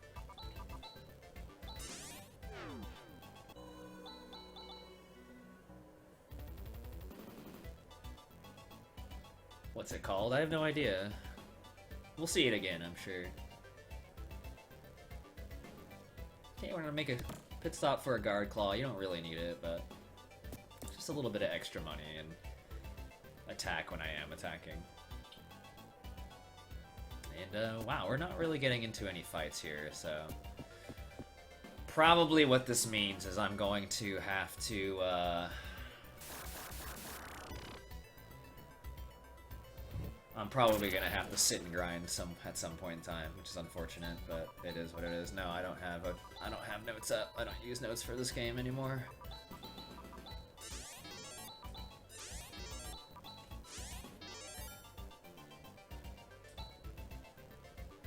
Alright, so we have a first boss. He is all physical. So basically what we're gonna do is just set up our D-band first. He might go before us, so we're gonna set up Room. Actually, we're kind of banking on it, so we're hoping he goes first and Room goes last, basically, to make the heal useful. Okay.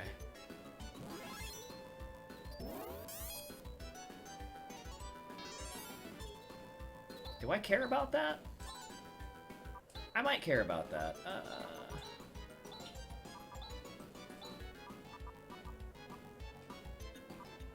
Hello? Alright.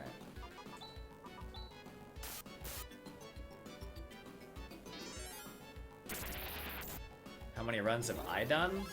I don't know. Like, I don't know, maybe like 40 of them?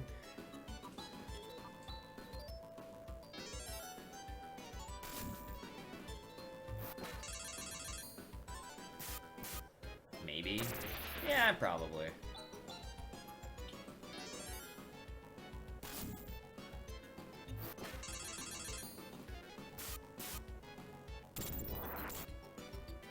So yeah, this guy is completely manipulatable. As long as you hit him with a ability attack, he is always going to do his AoE physical that he's doing now, which as you can see for multiple turns, I can just keep my HP up enough with the guard rod, and I can just attack him over and over again. Eventually, you do hit a point where you have to heal a bit more, but I mean, it's not a big deal, clearly.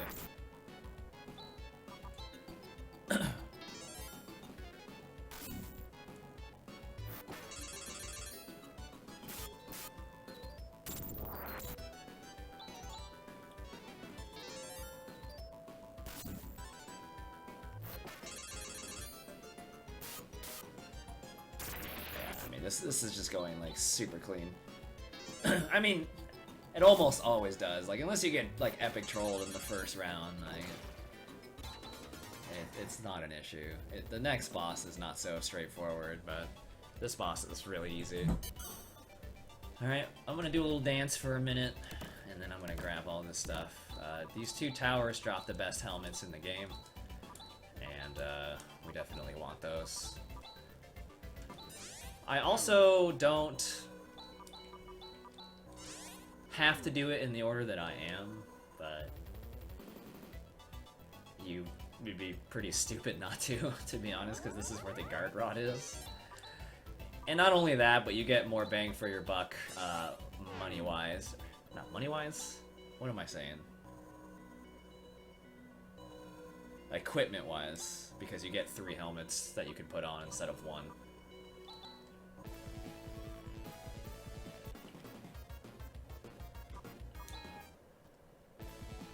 Yes, that's correct.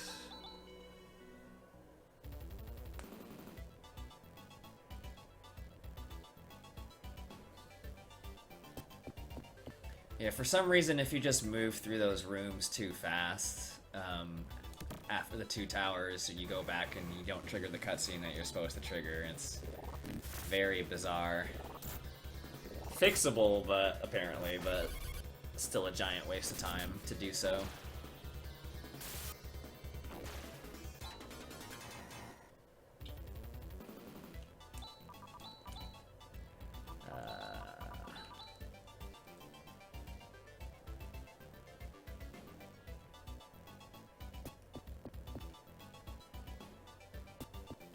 This time we're making a pit stop, not for something crazy like a guard rod, but some of the best body armor you can get, guard mail and guard armor. And now we're in a mostly safe spot to fight like anything we want. We're still not going to, but nothing is quite as dangerous here as it used to be before I got all this like really good armor.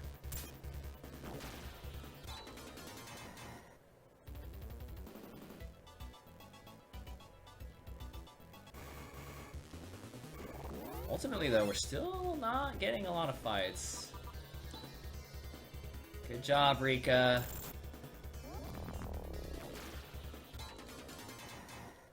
Just... we'll just let Rune get smacked in the face, dude.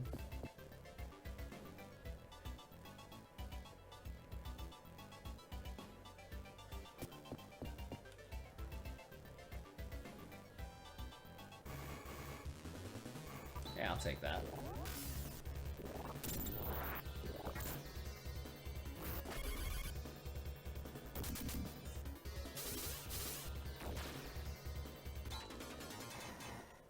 Good EXP.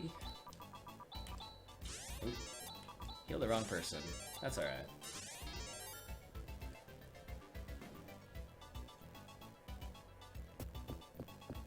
Alright, so here we go. We ultimately just didn't get a lot of fights, so I want Chaz to be 33 before we head to the last dungeon. So I will sit here as long as it takes for that to happen. After this boss, of course. How's my health? Health is fine. Because Rika's our dedicated healer, put 2 shields on her, that way she doesn't take any damage. Alright. Okay, we got the barrier up, that's always good. Still kind of depends on what he does. He has insanely strong AoE spells. Even with barrier up, you take like 1 billion damage. And it definitely makes this fight more of a pain in the butt for sure. Sometimes you can focus in on single targets on either Ren or Rika, and those are basically free.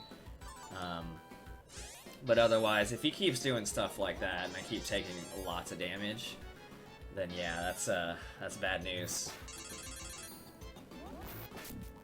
But stuff like that, definitely Void okay.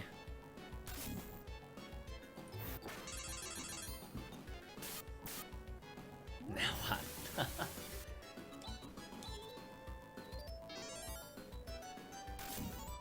Chaz is a little low.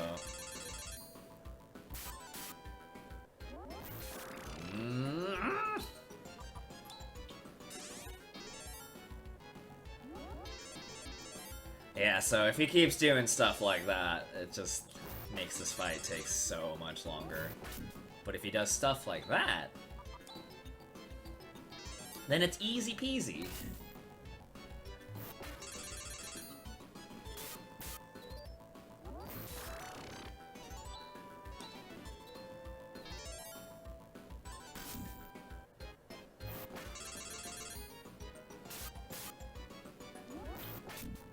Yeah.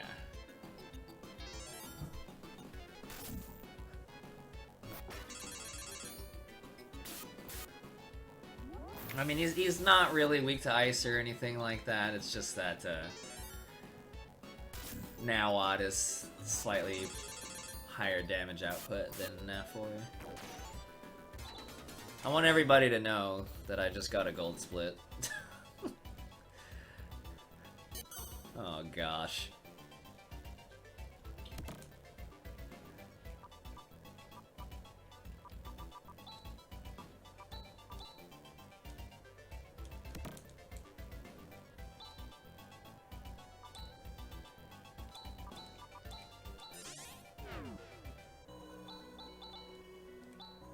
Alright, yeah. So, let's put our weapons back on first. And then, heal up. And we're about to head back in.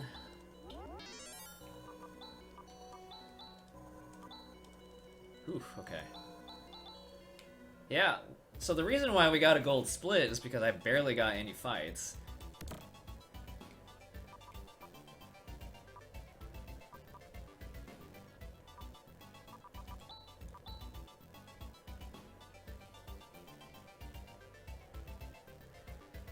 And so it doesn't even matter, because I'm going to lose it all here anyway, trying to catch up all that experience.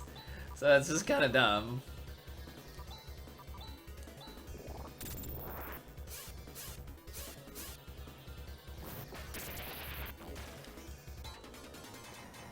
I need like 1 billion more XP.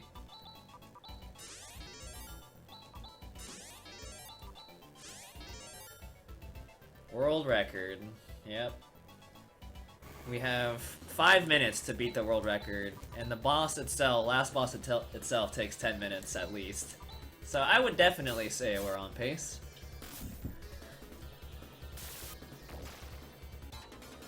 Especially when you're fighting fights that only give you 900 XP.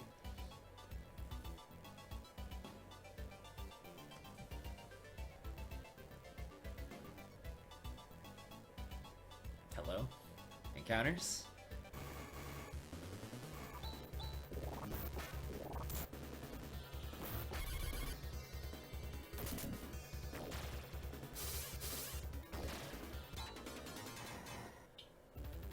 We are definitely gonna be here for a while. Which is cool.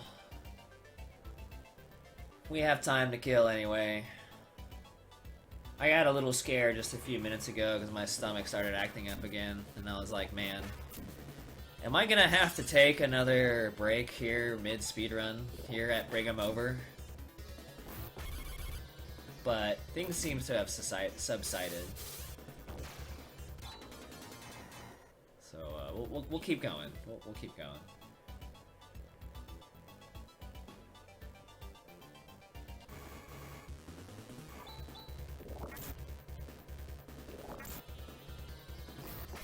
I did. I'm really embarrassed about it, but I mean, you gotta do what you gotta do, I guess.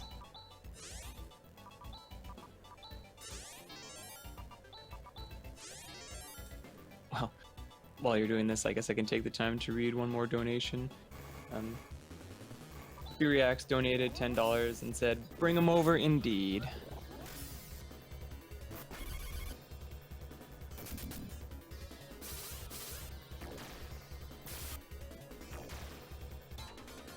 I guess if you really want to be truthful, I took 2. But one of them was during a cutscene, so it wasn't as bad.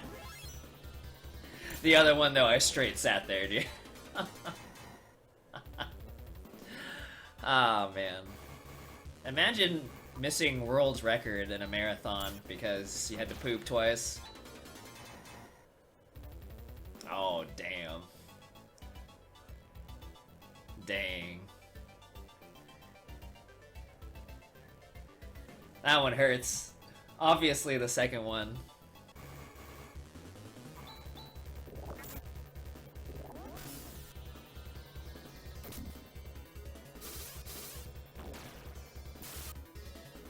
Old dirt, dude.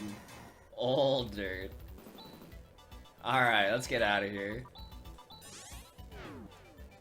Unless someone's close to level, like really close. Like really close. Nope. Let's get the heck out of here, boys and girls.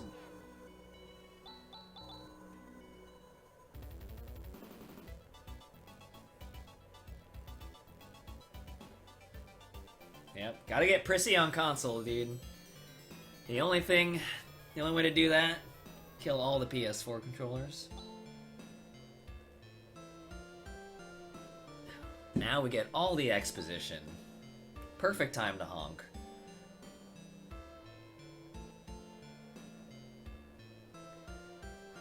There once was a great battle between the Great Light and the Profound Darkness, where the Great Light won and sealed the Profound Darkness in a something. The Phantom Zone. And then set 3 planets as its seal. But for whatever reason, every 1,000 years the seal weakens a little bit and some of the Profound Darkness is let through and bad things happen always, and that's where Dark Force comes from as well. But now that Parma blew up, the seal is very weak and things are going cray-cray. And now we have to deal with it. And Rykros, hides itself away except for every 1,000 years when it shows up. And you're supposed to kind of be the next in line to take care of business. But we got our boy Chaz here being like, nah, dog. I don't live by anybody's rules, not even my own.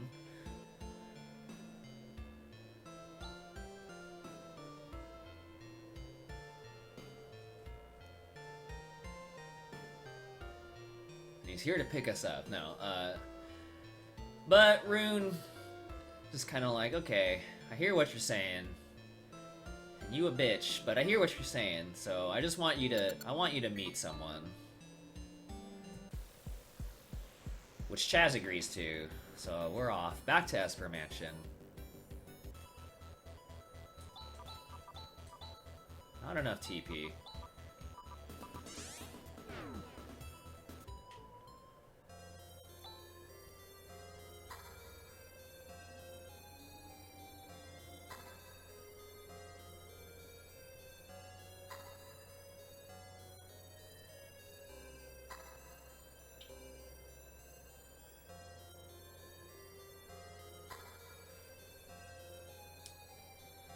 Alright, so this is actually a solo dungeon.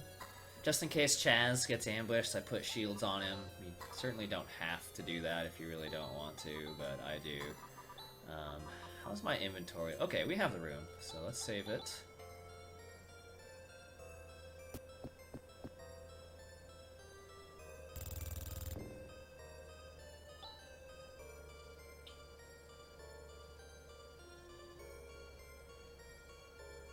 So let's go.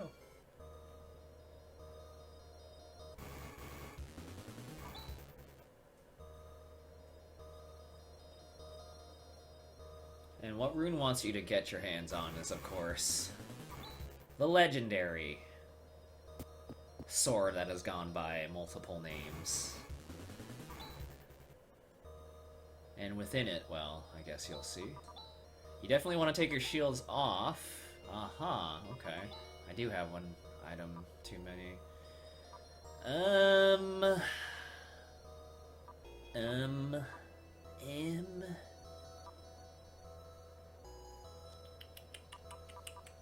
Alright, let's just kill a Trimate, I guess.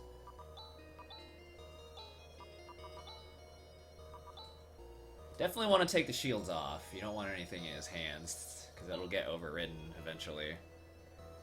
And finally, we have the last callback scene. Ties all the games together. If I really wanted to, I could poop right now as well. I'm not going to, but I could. I'm just letting you know that I could if I wanted to.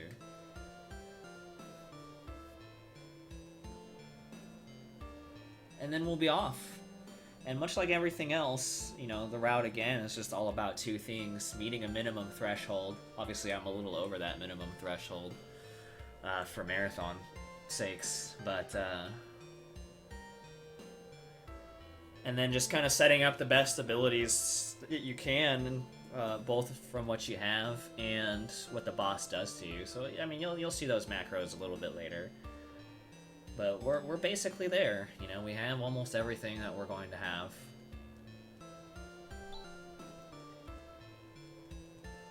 And we're ready to go. So kind of like, once you have, I guess, the foundational knowledge you need for this game. I'm sorry, I'll stop.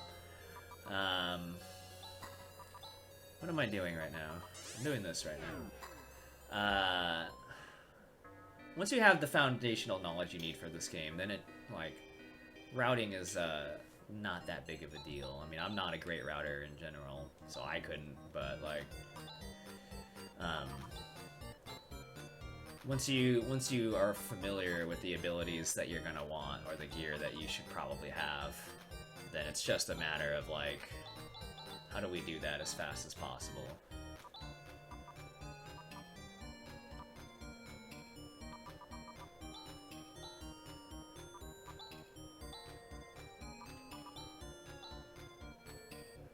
Let's see here. And so at this point in time, we're selling all of our extra gear. If you recall correctly, this shop that I'm in sells all of the best healing items. Oh, no, no, no, no. No. Do not sell that.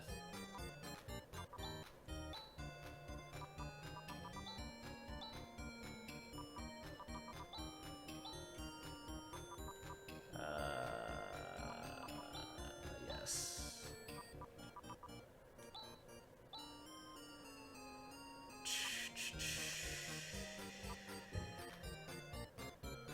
Yep, that looks good. So I'm gonna drop 40k on 2 full life revives, full health revives. Sorry if you can hear the bins and stuff. And then I'm gonna spend the rest of my money all on Stardews. 10 of them ain't half bad. And we're off. Oop. Alright. And so we're gonna get our last couple of cutscenes here, where all of the kind of side characters, if you will, are like free from their obligations or whatever it is that was happening to them, and are all ready to join you, which leaves you with a choice here for the last dungeon of who you want your 5th character to be. Han, Grizz, Demi, Kira, or Raja. There was one very, very, very clear choice for the speedrun. Casually, obviously, it becomes far more up to you, especially because casually you're probably much higher level than I am. And the speedrun choice is Kira. She is probably not the best character to have, but for the speedrun, she's the only option, like truly the only option.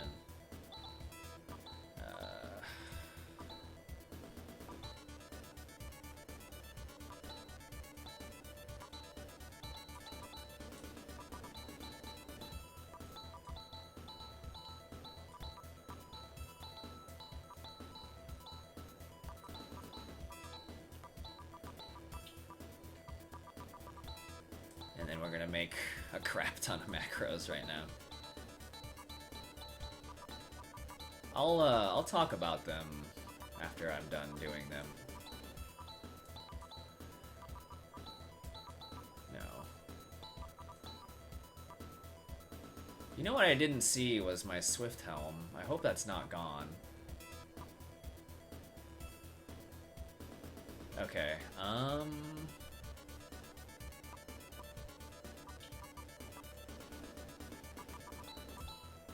okay. It was gone, and it was gone because I hadn't taken it off yet. So, that scary moment is over. That was almost a reset. But we're fine. Everything's fine.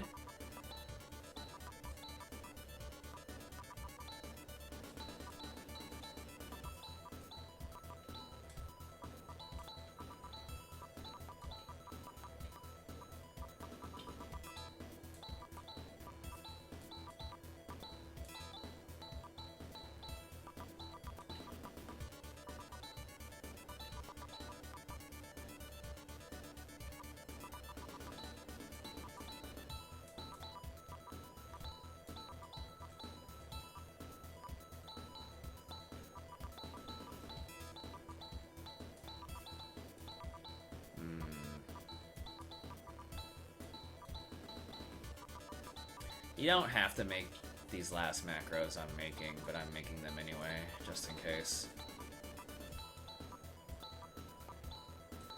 Okay, everything should be good. Yes, it does. More very DQ, like, more in front you are, the more likely you are to get hit. I don't have the percentages in my head, but that is how it works indeed. Nice ambush to start off. Okay, so Macro A was a Metis from Kira, which is a really strong single target heal that also works on robots. And if you use it in a macro, like if you use it manually you have to target someone with it, but if you use it in a macro it automatically targets the person who has the highest HP detriment.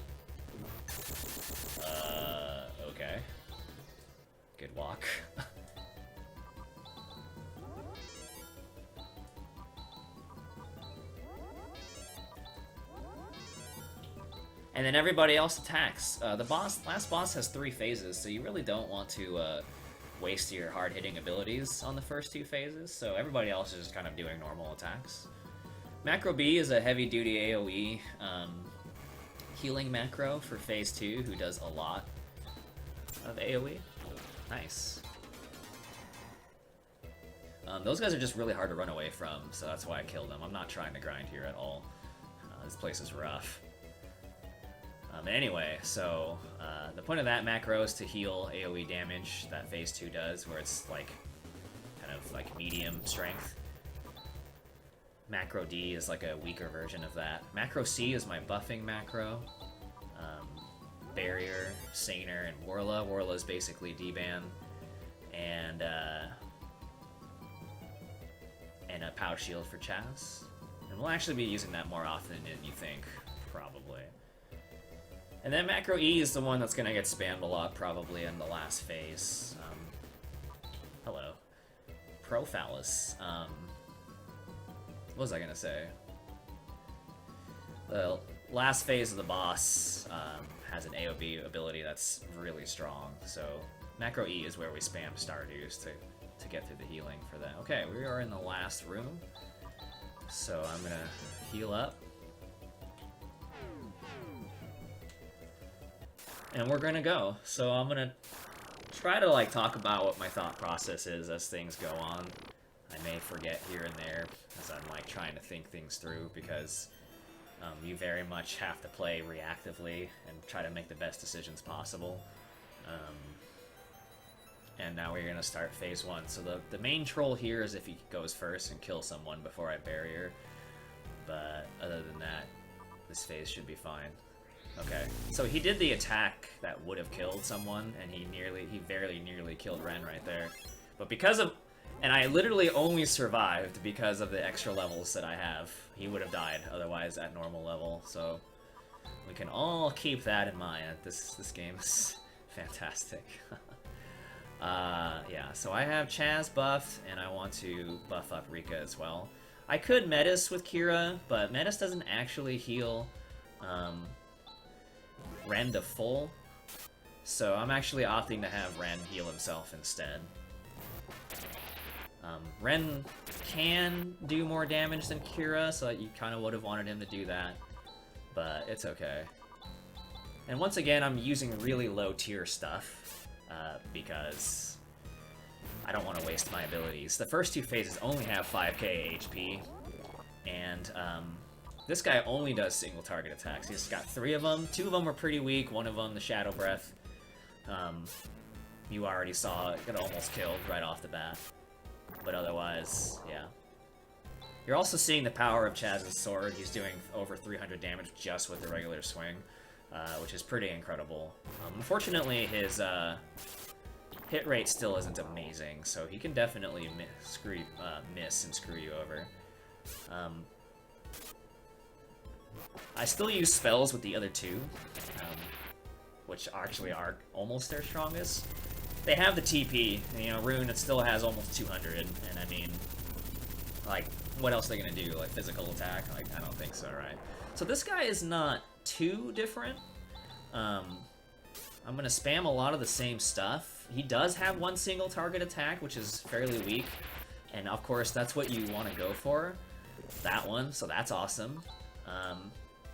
But he does have 2 or 3, yeah, 3 different AoE attacks that I'll use my macro Bs for. And so, you know, the spells themselves are not really dangerous, but I only have so much TP I can spend. And not to mention, if I have to use 2 or 3 people to heal, then I'm also doing less damage, which means he's going to have more turns to mess me up like that. And so I'm really hoping he doesn't do that too much of this. Like, at least 1 more single target during this phase would be really, really great. But if he doesn't, it's not the end of the world at all. But that's awesome. And he did it on the best person, too, so I don't even have to waste a heal on him. Anybody's turn healing. been really lucky too. Chaz hasn't missed a single time yet. Wow, okay, awesome. That's hot. Oh, I wasted a crosscut. Oh well. That's a shame. Alright, whatever. We pushed him, so it's fine. So far our luck has been really good. It kind of doesn't matter though, because this is the fight that can kill you in one round, no matter what you do. This is phase 3. Instead of 5k HP, it's 13,000. So much more serious, and this is where we want to use our big guns. She will always Megid first turn, so I'm already ready for that. Nice, Grand Cross. 800 damage, pretty hot. And so, yeah, that's, as you can see, that spell really hurts. And we are ready to do it. So this is why we bought about 1 billion Stardews, because it's going to help make sure my HP levels stay really high. Without me running out of TP or anything like that. Yeah. So there's a few different things that can happen.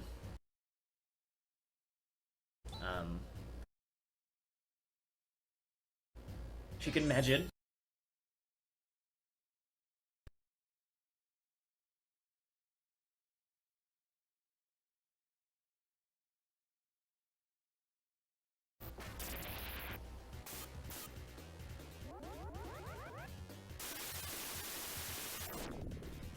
Yeah, let me sit here.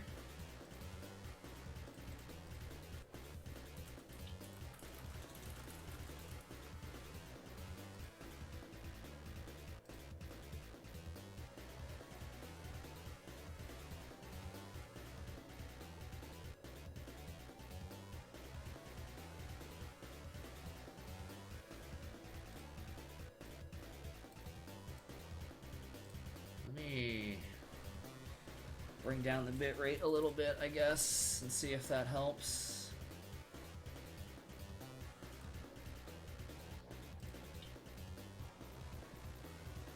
There's always some kind of problem this fight, and it's really frustrating.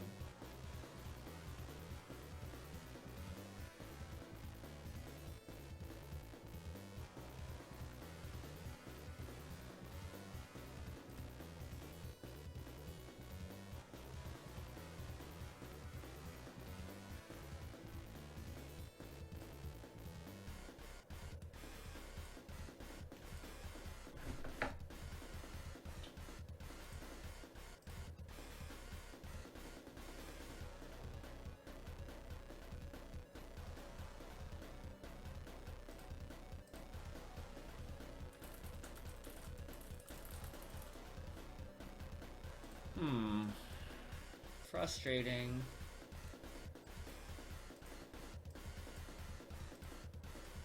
Let me bring down the bit rate again.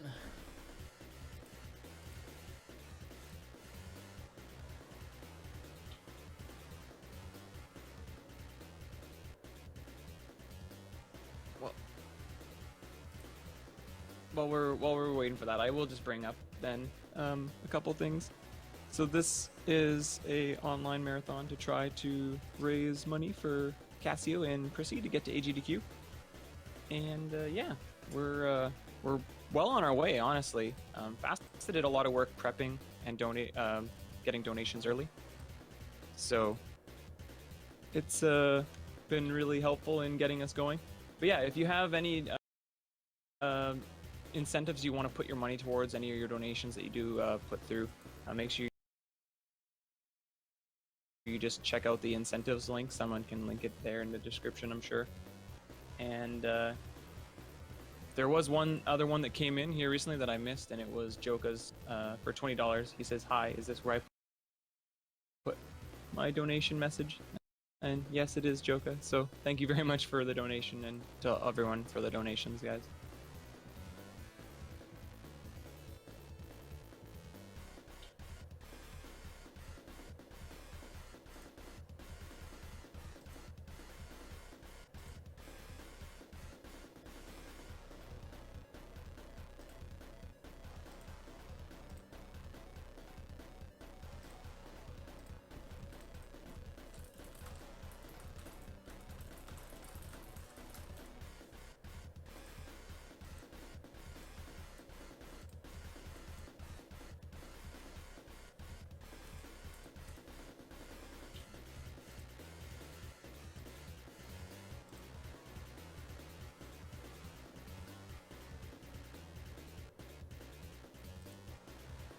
Alright, well, I don't know why my internet just decided to take a...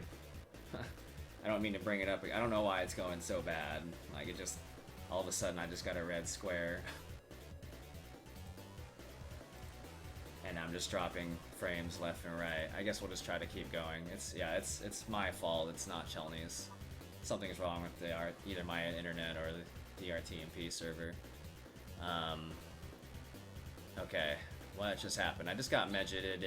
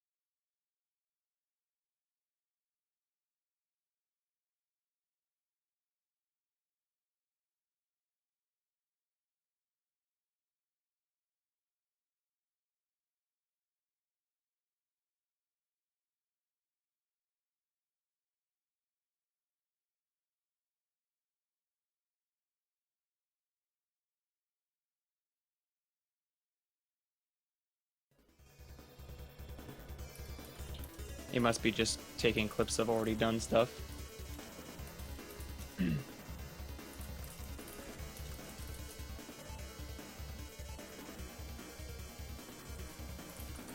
Okay, he's on his way back, so hopefully we can get this back up.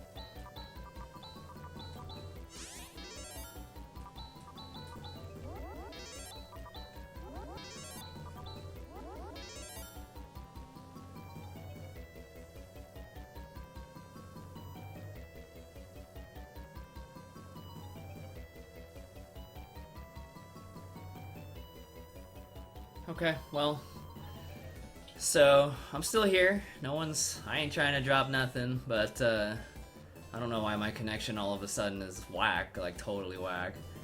But in case we missed it, I mean, I was in the midst of kind of saying what Phase 3's moves were, and you saw the worst one. Well, maybe you didn't see the worst one, which is canceling. It kills all my debuffs.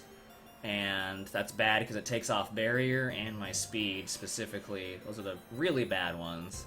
So she can outturn me and use Medjed, which I have no protection against. Which is what happened, and I died immediately. So this... Oh, gosh. Okay, well... What a great start, yet again. So this will actually take a little bit of work. Well, actually, I'll drop a Soul Dew on it. Screw it.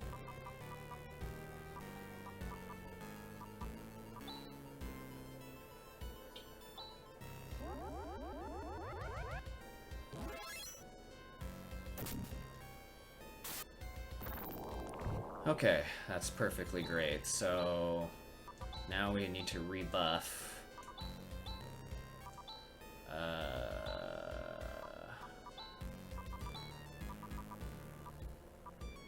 since he missed it all.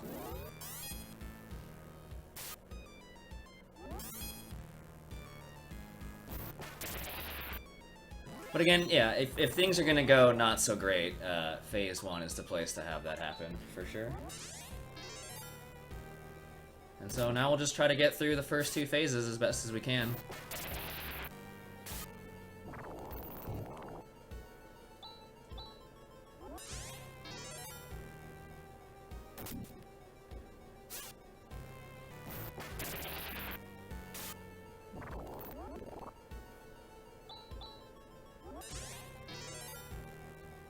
And so, like I said, he's only going to do all physical or single target attacks. Only one of them is dangerous on the wrong person, which is that one. And so if he hits that on Rune or Chaz, they'll probably die, but...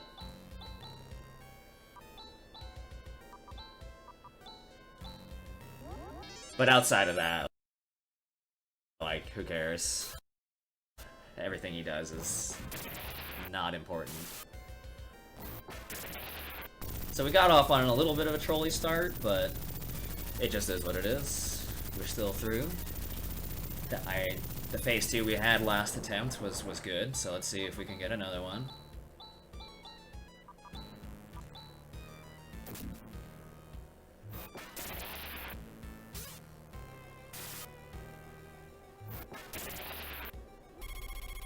Alright, so that's gonna force a macro B for sure. Another Gay and Distortion does good damage to everybody. Light Shower, Ren is basically strong against now, and, you know, it doesn't do terrible damage, but... So we are not getting the phase 2 that we want so far, but I mean, I can't say it's atypical. It just is what it is. There we go. Good stuff.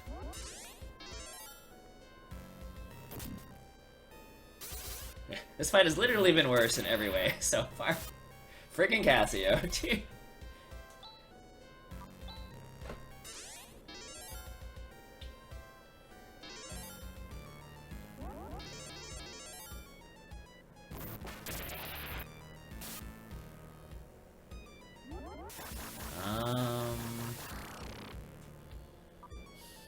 Okay, I can afford one more Gisar.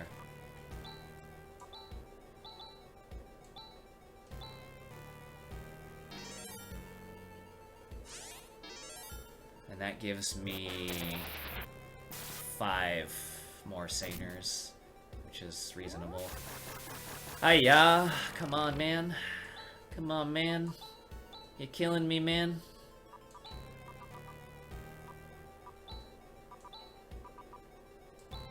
Alright, well, we'll just have to dip into the Stardews then.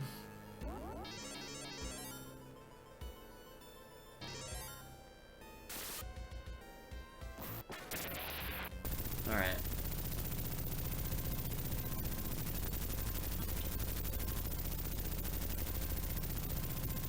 Alright, we're back. Okay. Nice one.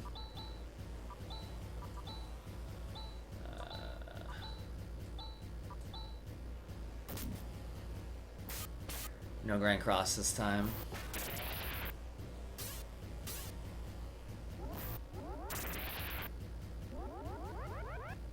So once again, this is standard. Always Medjed first turn, always. And of course we are prepared for it.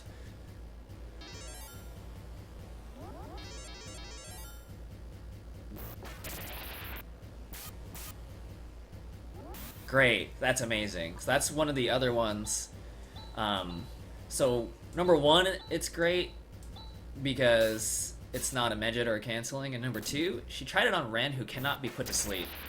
So that's basically just a free turn that we get to do 1 billion damage, and then she follows it up with a single target, which is also amazing, and you want to see as many of those as you can.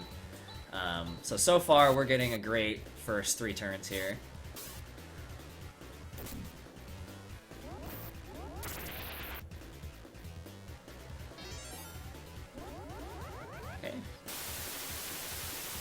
Edged is totally reasonable.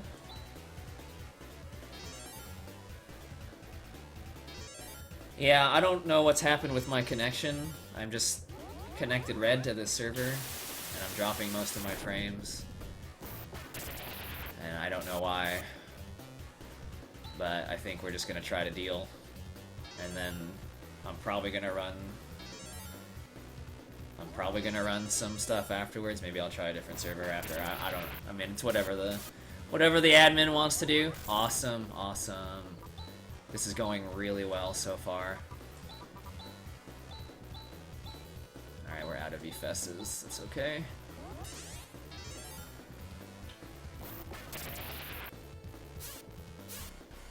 So every time she doesn't canceling, you know, great, because then I'll probably die. Every time she doesn't Megid, like of course, like obviously I can survive Megids, but I lose 3 actions to healing. So anytime she doesn't do either of those things, it really opens up how much damage I can do. Okay, hopefully she wakes up, and that's not the worst thing ever. She didn't wake up. Okay, so that's bad. It's not the worst thing ever, but it's definitely bad. So she put Rika to sleep, which is whatever on its own, but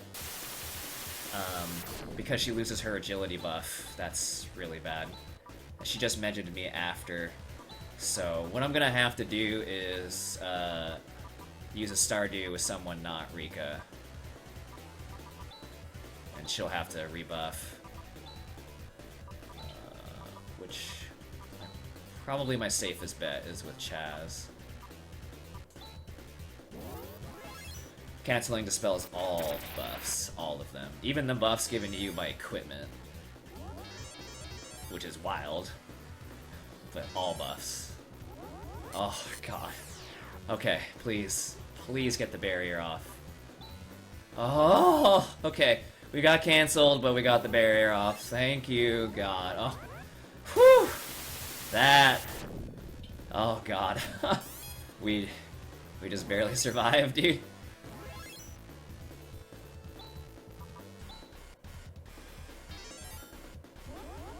What? Why did she go first? What? What? Y'all have Saner? Why'd you go first? Okay,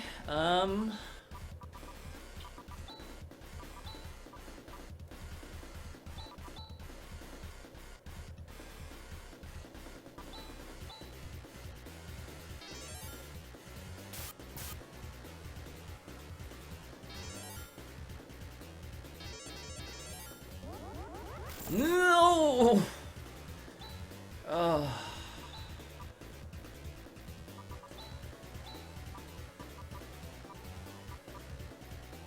You're being such a dick.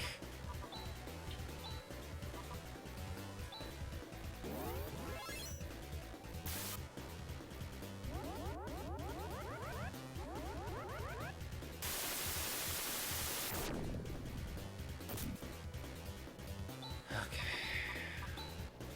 It's okay.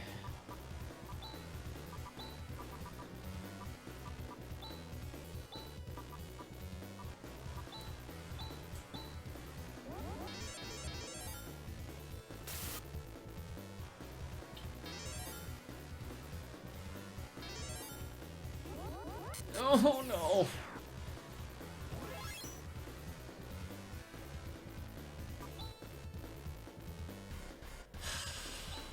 Oh, thank you. Thank you.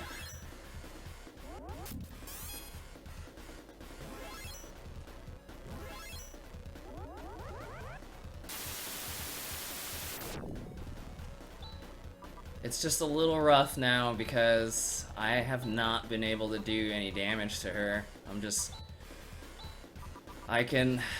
barely hanging on by a thread.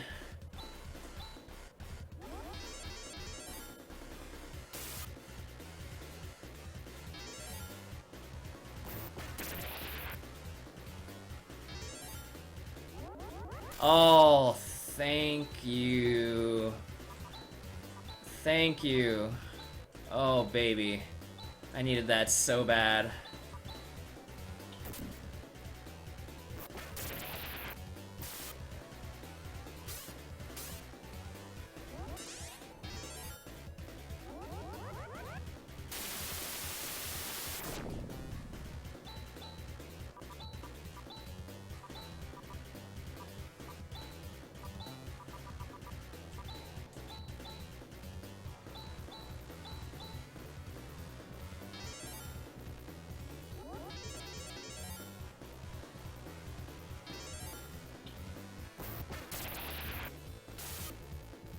Yeah, I do. Oh, time.